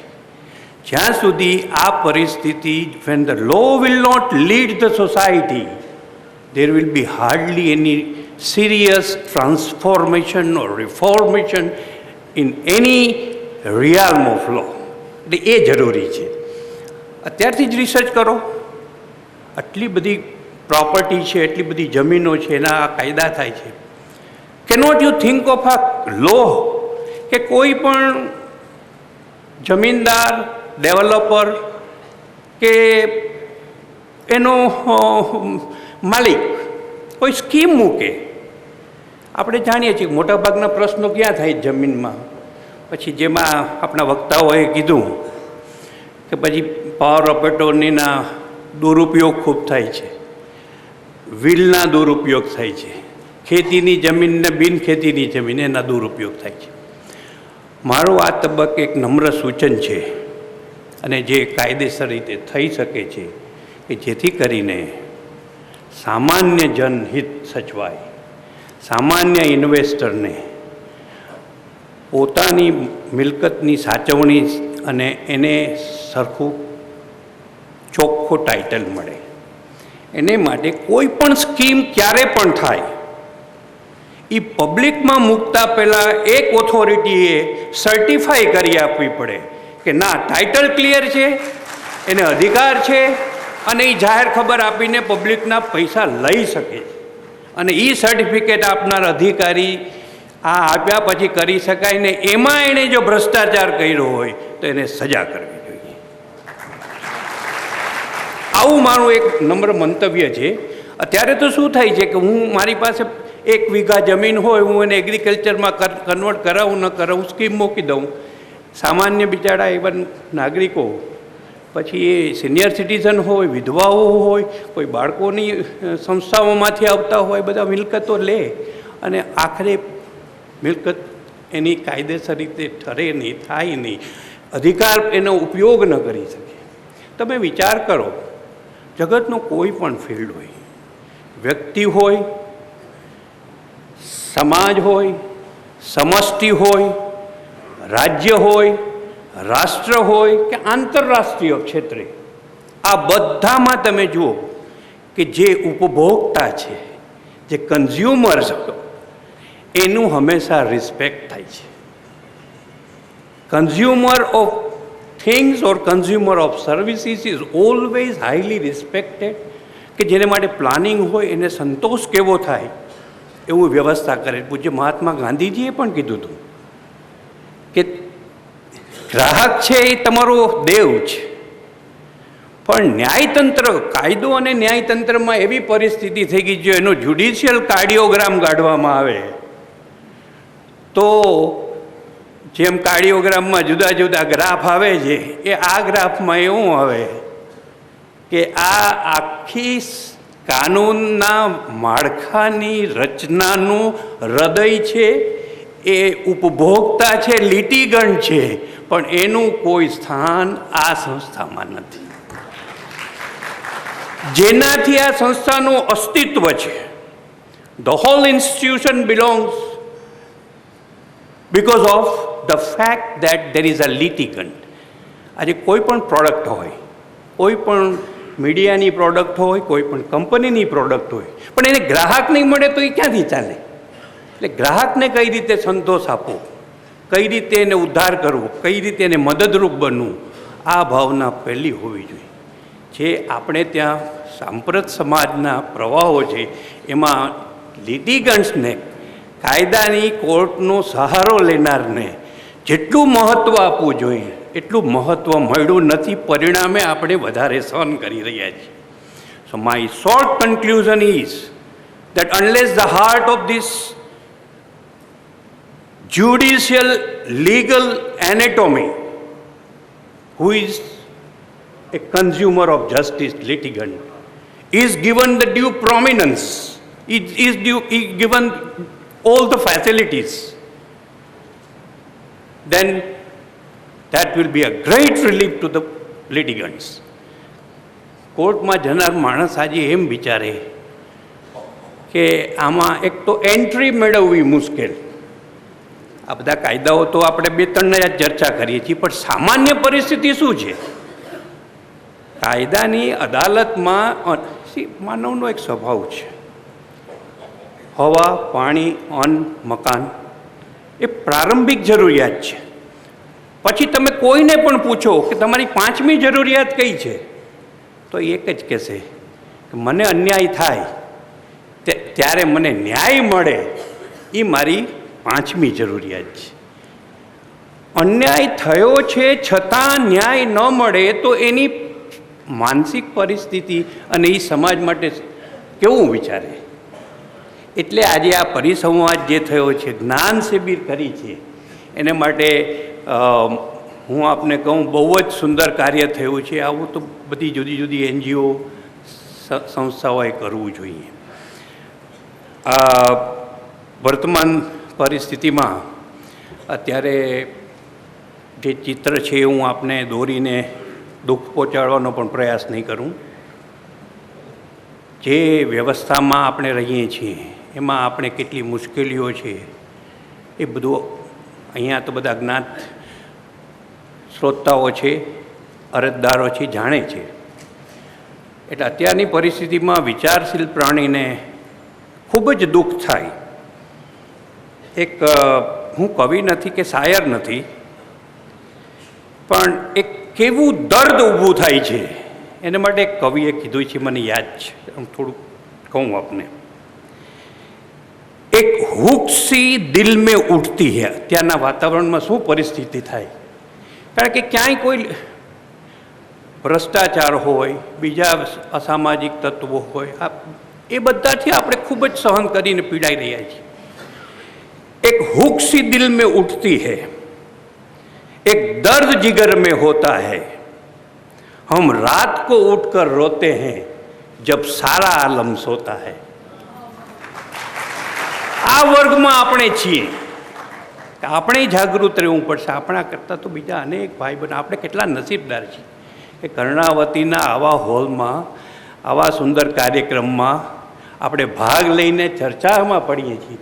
પણ those who have no 2 times bread, 39% of our population is below poverty line. એને ક્યાં કાયદાની કોર્ટનું બિચારાને ખ્યાલે આવે છે ને શું કાયદો એ ખબર નથી. કારણ કાયદા બધા ઇંગ્લિશમાં, દલીલો ઇંગ્લિશમાં, જજમેન્ટ ઇંગ્લિશમાં, પણ ઇંગ્લિશ જાણનાર વર્ગ કેટલો? 2%, 3%. તો બાકીના 97% શું આ કાયદો સમજવા નથી માગતા કે નહીં જાણવો જરૂરી છે? એને માટે સમજણ હોવી જોઈએ. અને એ કાયદાઓ જેને માટે ઘડાય છે એને ખ્યાલ નથી હોતો. એટલે આવી પરિસ્થિતિમાં આવો જ્ઞાન શિબિર કે પરિસંવાદ કે સમારંભ થાય એ ખૂબ જ આવકાર્ય છે. હવે વિષય ઉપર તો ઘણું કહી શકાય, આ બધા વિદ્વાનોએ ખૂબ કીધું છે. હું એટલું જ કહીશ કે જો દરેક એજન્સીઓ કાનૂની કાયદાનો સદુપયોગ કરે, નવા કાયદાઓનું સંશોધન કરીને કયા રચવા ભવિષ્યની, we have to meet with the challenges of 21st century. આપણે ડૉક્ટર અબ્દુલ કલામે કીધું છે કે 2020માં ભારત વિશ્વમાં ટોચ નંબર ઉપર હશે. એ સ્થાને પહોંચવું હોય તો અત્યારથી જેનું રિસર્ચ એન્ડ ડેવલપમેન્ટ આ ફિલ્ડમાં 0 જેવું છે મારી દૃષ્ટિએ.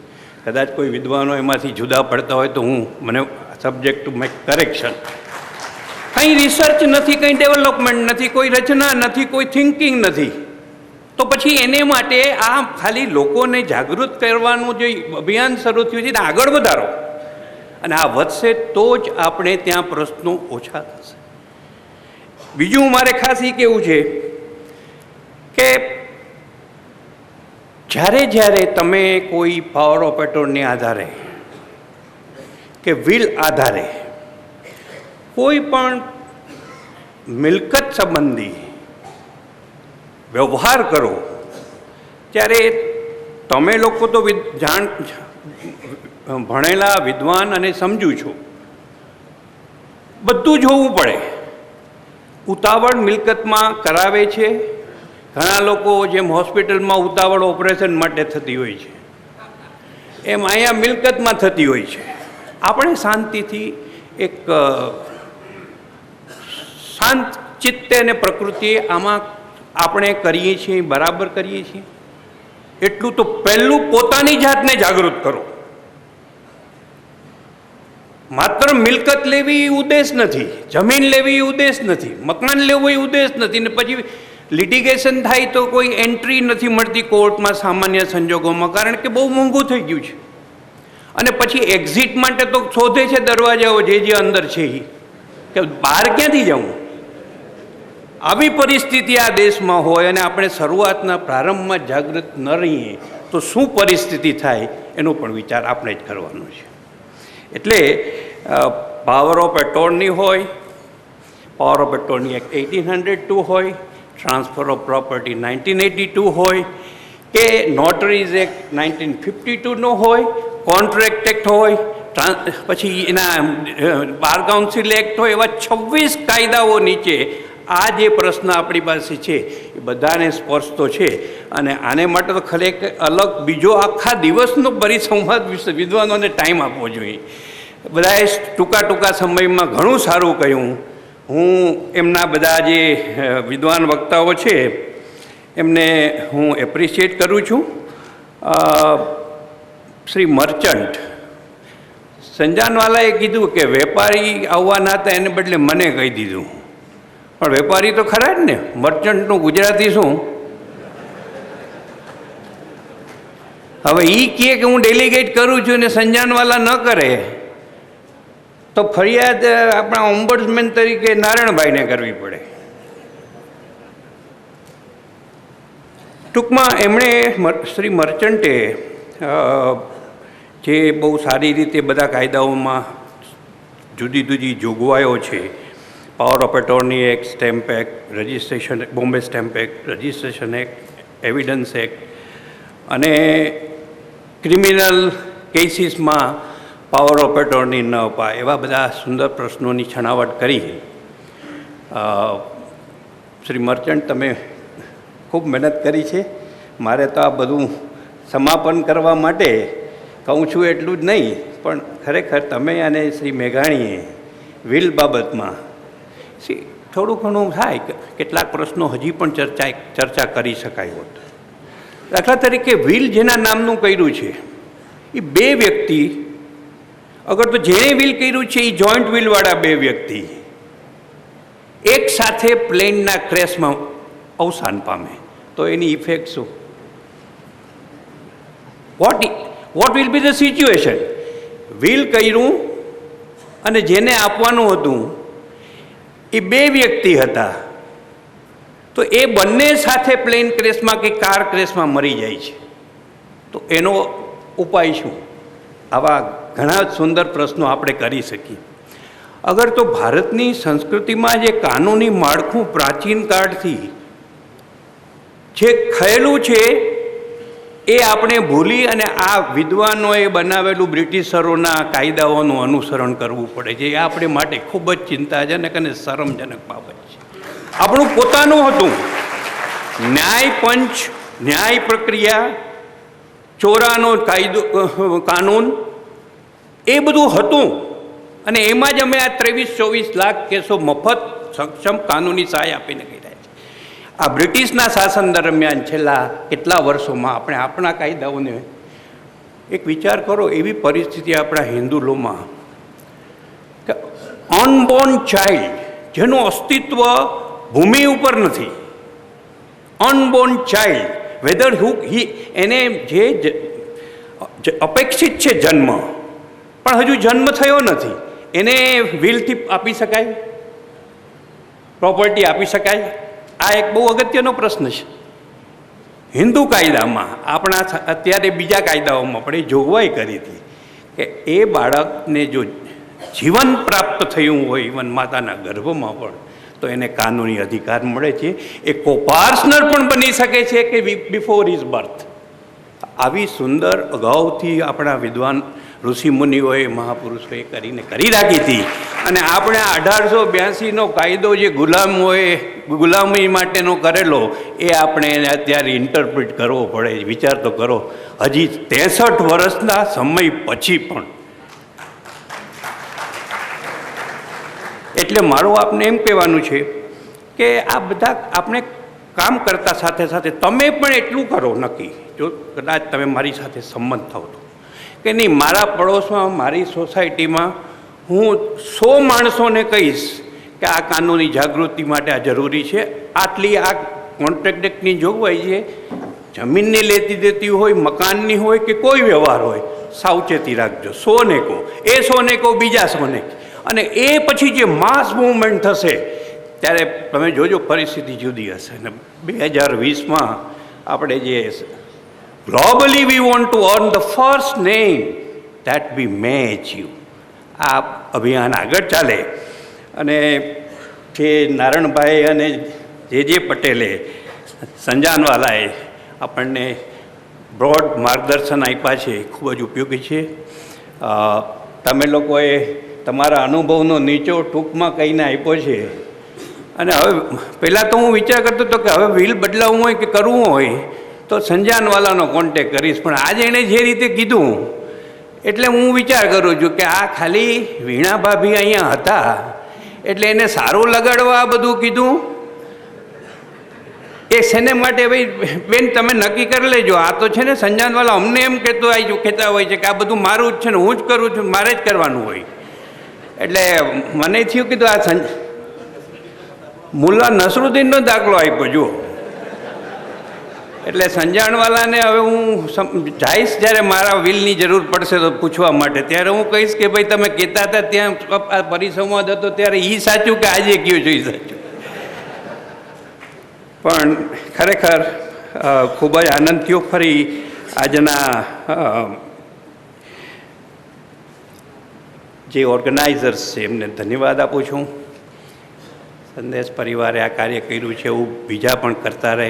આપણે પણ ક્યાંક ક્યાંક કરી જે સંસ્થાઓમાં હોય અને કોઈને પણ મફત અને સક્ષમ કાનૂની સહાય આપવાની હોય, આ મહાનુભાવો તો અમે કીધું ત્યારે આપી જ છીએ, પણ હું પણ ગમે ત્યારે આપવા મારી તૈયારી બતાવું છું. કોઈને પણ મફત કાનૂન અને સક્ષમ, કારણ કે અમે 40 વર્ષ સુધી આ એક જ માર્ગ સ્વીકાર્યો છે.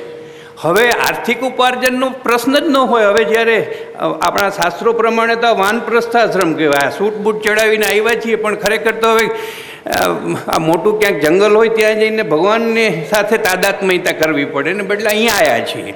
પણ અહીંયા રહીને પણ સમાજમાં રહીને પણ સુંદર કાર્યો કરી શકાય છે નિવૃત્તિ પછી. નિવૃત્તિ એટલે છુટકારો નહીં, જુદી જાતની પ્રવૃત્તિઓ, એમાં હું જોડાઉં છું.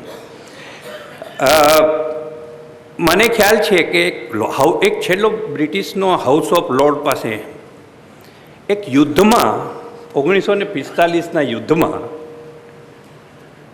પર્લ હાર્બર ઉપર જાપાનીઝોએ હુમલો કર્યો. સામે અમેરિકન સૈનિકો, એમાં એક બ્રિટિશ, કારણ કે તે વખતે બ્રિટિશરોને પણ રાખેલા, કમ્બાઇન્ડ યુનિફાઈડ ફોર્સ હતો. એક બ્રિટિશર હતો, એ શિપમાં હતો અને શિપ વોઝ ટોર્પિડોડ. એને ટોર્પિડોનું ઘા લાગી ગયેલો, એટલે ઇટ વોઝ ટુ બી સંક, ડૂબી જવાની હતી.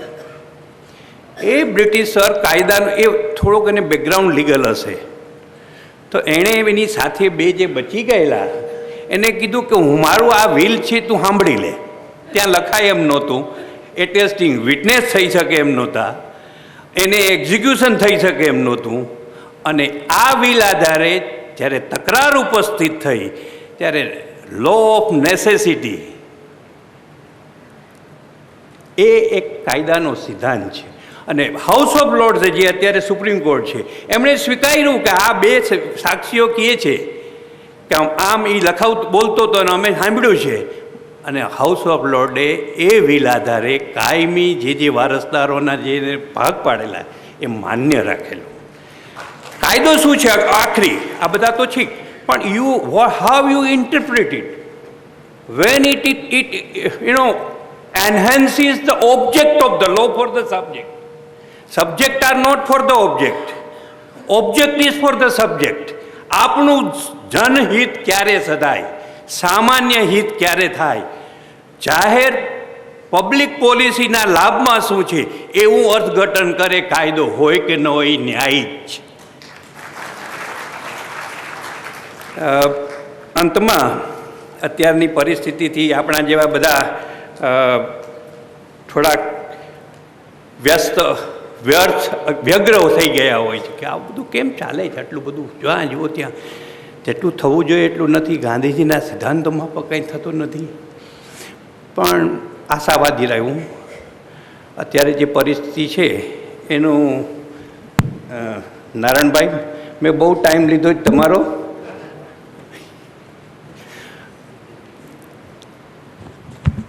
અંતમાં એક વાક્ય કહીને હું બેસી જઈશ.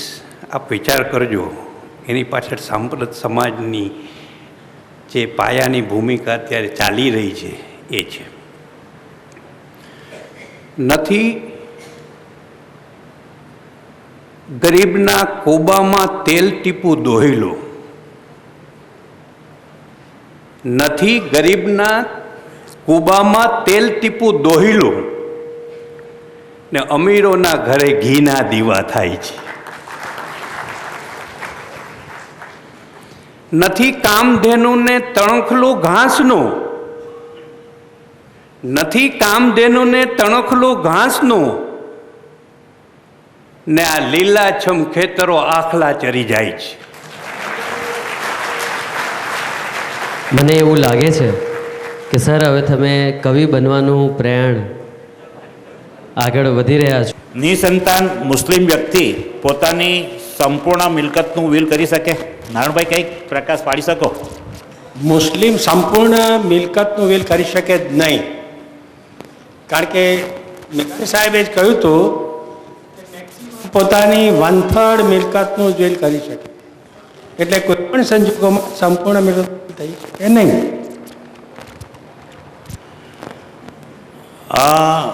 વિલ ક્યાં રજીસ્ટર કરો? જ્યાં પ્રોપર્ટી હોય ત્યાં કે રહેતા હોય ત્યાં? વિલ જ્યાં માણસ વિલ કરે એ જ જગ્યાએ રજીસ્ટર કરવું. મિલકત હોય ત્યાં રજીસ્ટર થાય નહીં, અને એવી જરૂર પણ નથી. વારસાથી પ્રાપ્ત થઈ હોય તો એવી વ્યક્તિ પોતાની ઈચ્છા મુજબ પોતાના વારસદારોને ન આપતા પોતાની મરજી મુજબ વેચી શકે કે કેમ? સંજોણાર સાહેબ કંઈક મેં આ વસ્તુની છણાવટ કરી છે કે જે વડીલોપાર્જિત મિલકત વિલથી મળે એટલે એનો જો શેર હોય એ વડીલોપાર્જિત ગણાય. એટલે એ વડીલોપાર્જિત ગણાતું હોય તો એના કાયદાના જે બીજા સિદ્ધાંતો છે વડીલોપાર્જિત મિલકત ટ્રાન્સફર કરવા એ બધા એને લાગુ પડે. વડીલોપાર્જિત મિલકતમાં પોતાના હિસ્સા પૂરતું એ વિલ કરી શકે અને પોતાના વારસ દીવાર અન્યને આપી શકે.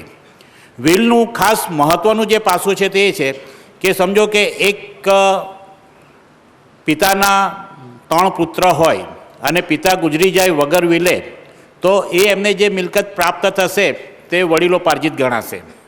પણ એ જ 3 પુત્રને એટલી જ સરખી રીતે જ ભાગ પાડીને જો વિલથી આપવામાં આવ્યું હશે તો એ વડીલોપાર્જિત નહીં ગણાશે, એ વિલથી પ્રાપ્ત થઈ છે એટલે સ્વપાર્જિત ગણાશે. એટલે વિલથી વડીલોપાર્જિત મિલકત પણ જો સક્સેશન એક્ટ હેઠળ પ્રાપ્ત થતી હોય તો એ વડીલોપાર્જિત ગણાય, પણ વડીલની મિલકત જો વિલથી પ્રાપ્ત થઈ હોય તો વડીલ તરફથી પ્રાપ્ત થઈ હોવા છતાં એ સ્વપાર્જિત મિલકત ગણાય.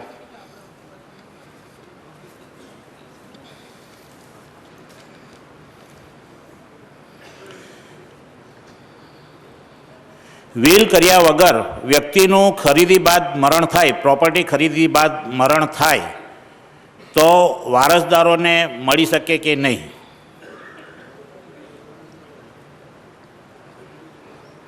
તો વિલથી વિલથી કરી શકે. જ્યારે ખરીદી કરી હોય એટલે પોતાની સ્વપાર્જિત મિલકત થઈ ગઈ અને એ પોતાના વિલથી વારસદારોને આપી શકે છે.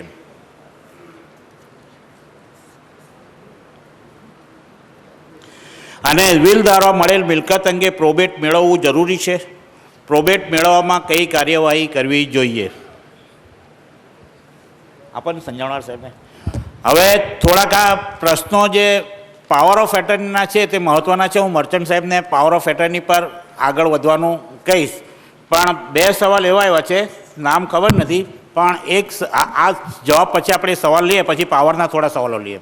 મેં કહ્યું એ પ્રમાણે પ્રોબેટ જો 3 પ્રેસિડેન્સી ટાઉનમાં વિલ થયું હોય કે પ્રોપર્ટી ત્યાં હોય તો જ એની જરૂર છે, બાકી કોઈ પણ કે એની પ્રોબેટની જરૂર નથી. Succession certificate, letters of administration, બીજી બધી ઘણી પ્રથાઓ છે. બીમાર માતા પિતા જે દીકરા સાથે રહેતા હોય તે દીકરાએ બદ ઇરાદાથી પાના પર સહી લીધા વગર વિલ બનાવ્યું અને વિલ કર્યા પછી પાના અંદરથી બદલી નાખ્યા તો કાયદામાં દરેક પાના પર સહી કરવી ફરજિયાત છે ખરી? જો કાયદામાં કોઈ વિલના કાયદામાં એવી ફરજિયાત જોગવાઈ નથી કે દરેક પાના પર સહી લેવી જોઈએ, એટલે એ સહી નહીં લીધેલું હોય તો વિલ સાચું છે, પણ જ્યારે એને ચેલેન્જ કરવામાં આવે તો જે કંઈક પુરાવા હોય એનાથી એ સાબિત કરવું પડે કે એના વચ્ચેના પાના બદલાયા છે, જેથી આ જે વિલ રજૂ થયું છે અથવા જેનો અમલ કરવામાં આવે છે તે બોગસ વિલ છે, ઉપજાવી કાઢેલું વિલ છે અથવા છેકછાક સુધારા કરેલું વિલ છે. એટલે જ્યાં પણ કોઈક સુધારો વધારો કર્યો હોય વિલમાં કોઈ પણ લીટીમાં, તો તે લીટી પાસે વિલ કરનારની અને 2 સાક્ષીની સહી ફરજિયાત છે. હું મર્ચન્ટ સાહેબને વિનંતી કરીશ કે વિલ પરના સવાલોને પછી જો પાવરના અગત્યના સવાલો લીધા પછી પાછા વિલના સવાલો લઈશું, પણ એક સવાલ આ શિરીષભાઈને પૂછવાનો છે અને એ બહુ મહત્ત્વનો છે. પ્રશ્ન એટલા માટે હું છેલ્લો લીધો છે કે એ વિષયના અનુસંધાનમાં નથી, પણ કોઈ ભાઈએ પૂછ્યું કે મારી મિલકત છે તે પત્નીના નામ પર છે ને હવે પત્ની મારા કયામાં નથી રહી, તો હવે મારી મિલકતનું મારે કેવી રીતે પાછી મેળવવી? You have to thank your self કે પત્નીને કયામાં રાખી નથી. પણ લીગલ જવાબ એનો એવો છે કે પત્નીની જો પોતાના પૈસાથી લીધેલી મિલકત હોય, ધારો કે એનું સ્ત્રીધન હોય કે પોતાના પૈસાની મિલકત હોય કે એના ફાધર તરફથી મળી હોય, તો એ એની પ્રોપર્ટી રહે છે, એમાં કંઈ હસબન્ડનો લાગે હસબન્ડ કંઈ કરી ના શકે. પણ જો હસબન્ડના પૈસાથી લીધી હોય અને બિનામી હોય તો એ કાયદેસર લડી શકે, બીજું તો કંઈ થાય નહીં. પત્ની સામે કાયદેસર લડવું બહુ મુશ્કેલ છે, પણ એ કરી શકે. અરે કોઈ પોતાની પત્ની સંતાનોને તરત જ દસ્તાવેજ કરી નાખે તો તે પાવર ઓફ અટર્ની દસ્તાવેજ કેન્સલ થઈ શકે. પાવર ઓફ અટર્ની કેન્સલ થઈ શકે, પરંતુ તમારે આવો પાવર અટર્ની રદ કરવા માટે અથવા રદ બાતલ કરવા માટે જરૂરી પગલાં લેવા પડે. એ જરૂરી પગલાંઓમાં 4 થી 5 પગલાંઓ છે. એ સંયુક્ત રીતે થઈ શકે અથવા તો ઓલ્ટરનેટિવલી પણ થઈ શકે. એક તો deed of cancellation of power of attorney બનાવવો પડે. તમારે નોટિસ દાતાએ ધારકને નોટિસ આપવી પડે, પબ્લિક નોટિસ આપવી પડે. અને જો ગંભીર બાબતો હોય, મોટી મિલકતો હોય અથવા તમને લાગે કે આ બહુ જ ગંભીર બાબત છે, તો અદાલતમાં જઈને તમારે દાવો કરીને અદાલતનો હુકમ લેવો પડે એ પાવર ઓફ અટર્ની કેન્સલ કરવા માટે. That is already been answered that. પત્નીના નામે સંબંધ બગડી જાય તો શું કરવા? હા, ફરી હા, વડીલો મારી લેફ્ટમાં જે વડીલો બેઠા છે એમણે એમ કહે છે કે પત્ની સાથે સંબંધો નહીં બગાડવા, કાં તો પત્નીના નામે પછી મિલકત ના લેવી. એમ વડીલોની એવી સલાહ છે. હા, in power of attorney there is no deadline. Can somebody revoke that power of attorney? Of course you can revoke the power of attorney if it is not an irrevocable power of attorney with consideration, coupled with interest અથવા with consideration. પછી આવી power of અટર્ની તમે ગમે ત્યારે જે procedure કહ્યો એ પ્રમાણે, જો પાવર ઓફ અટર્ની ગુજરાતી ભાષામાં હોય તો નોન ગુજરાતી માટે શું કરવું? અંગ્રેજીમાં બનાવી શકાય અને અંગ્રેજી અથવા ગુજરાતી બે ભાષામાં બનાવી શકાય. ઘણીવાર વિલ એટલે કે જે વસિયત હોય છે અમે ઘણી વખત 2 ભાષામાં બનાવે છે. ગુજરાતી ભાષામાં કે જે ટેસ્ટેટર જે વસિયતનામું કરનાર હોય તે બરાબર વાંચી શકે. But four the purpose of interpretation જો ગુજરાતી ભાષા ઉપર જો વકીલની મુંબઈ જેવા શહેરમાં જો કચાશ હોય તો એમ લખવામાં આવે છે કે આ વસિયત ભલે 2 ભાષામાં બનાવી છે, અંગ્રેજી અને ગુજરાતી ભાષામાં અથવા મરાઠી ભાષામાં અથવા હિન્દી ભાષામાં, પરંતુ four the purpose of interpretation જેવી રીતે ઇન્ટરનેશનલ એગ્રીમેન્ટ્સમાં આપણે કોન્ટ્રાક્ટમાં લખવામાં આવે છે કે English will be the language to be interpreted. જે ઇંગ્લિશ વર્ઝનમાં આવશે for the purpose of giving effect to will be treated as a correct version of that power of attorney. Misrepresentation થી જો power of attorney લેવામાં આવે તો same thing, it can be revoked.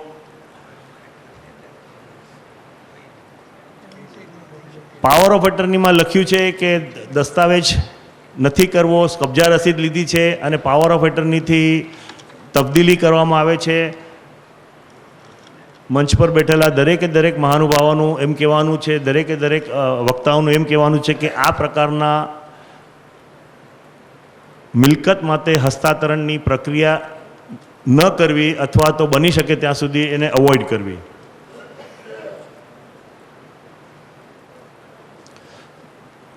હા, એક પાવર ઓફ એટર્ની બીજી વ્યક્તિને આપવાની. A has given a power of attorney to B.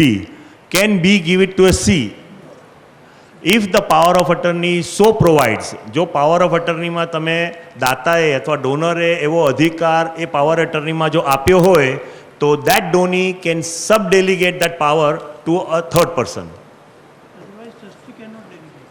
Otherwise, trustee cannot, a donee cannot delegate if there is no authority given to the donee. Bogus power of attorney, again you can challenge it. Bogus power of attorney which is not proper, which is misrepresentation, fraud, coercion, દબાણ, એ બધી તમે challenge કરી શકો છો.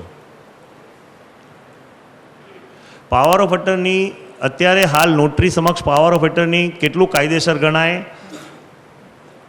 ફરી પાછું કહું છું કે મિલકતને લગતા જે 5 કાયદાઓ છે, ક્રિએશન, પ્રોહિબિશન, રિવોકેશન, એ 5 વસ્તુઓ ન હોય, ટ્રાન્સફર ન હોય, ચેન્જ ન હોય તો એ પાવર ઓફ અટર્નીને રજિસ્ટર કરાવવાનું જરૂરી નથી, પરંતુ એટેસ્ટેશન કરાવવું જરૂરી છે, પ્રમાણિત કરાવવું જરૂરી છે. એક છેલ્લો સવાલ છે. પાવર ઓફ અટર્ની સેન્ટ્રલ એક્ટ છે અને સેન્ટ્રલ એક્ટ હેઠળ એની જોગવાઈ કરવામાં આવી છે. ગુજરાત સરકારે તાજેતરમાં ખેતીની જમીન બાબતે દસ્તાવેજો પાવર ઓફ અટર્નીના આધારે હાલમાં નોંધાવવા બંધ કર્યા છે.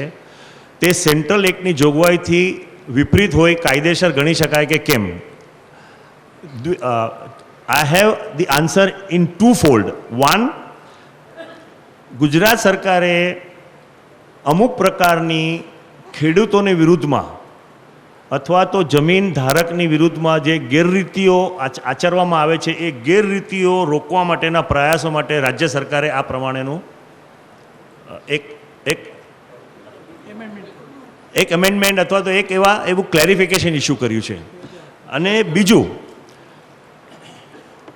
કે જ્યારે પાવર ઓફ અટર્નીના આધે હસ્તાંતરણ કરવામાં આવે છે તો ઘણી વખત એવું જોવામાં આવે છે કે દસ્તાવેજ થયો હોતો નથી, મૂળ માલિકના નામે જ જગ્યા હોય છે, અને જેવી ગેરરીતિ આપણે મિસરિપ્રેઝન્ટેશન, ફ્રોડ, કોર્શનને કારણે આ પગલું રાજ્ય સરકાર દ્વારા ભરવામાં આવ્યું છે. વી have to take it in A constructive, રચનાત્મક અભિગમથી જો એને અપનાવશો તો એ બરાબર છે. આપણને તકલીફ થાય છે બરાબર છે, પણ આપણી તકલીફને કારણે ઘણાની ગેરરીતિઓ જે થાય છે એ ન થાય એ માટે સરકારે આ પગલું ભર્યું છે. It's a matter to be looked into it. See, we are not making any contentious advice કે આ થઈ શકે, આ ન પણ થઈ શકે, but we are taking it in a very constructive manner. I thank each one of you for listening to us very patiently, though everybody must be very hungry. From 10 o'clock they have been here, and I once again thank Manoj Bhai and Sandesh Parivar for inviting us, giving us this opportunity to present ourselves before you. Thank you very much. Thank you very much.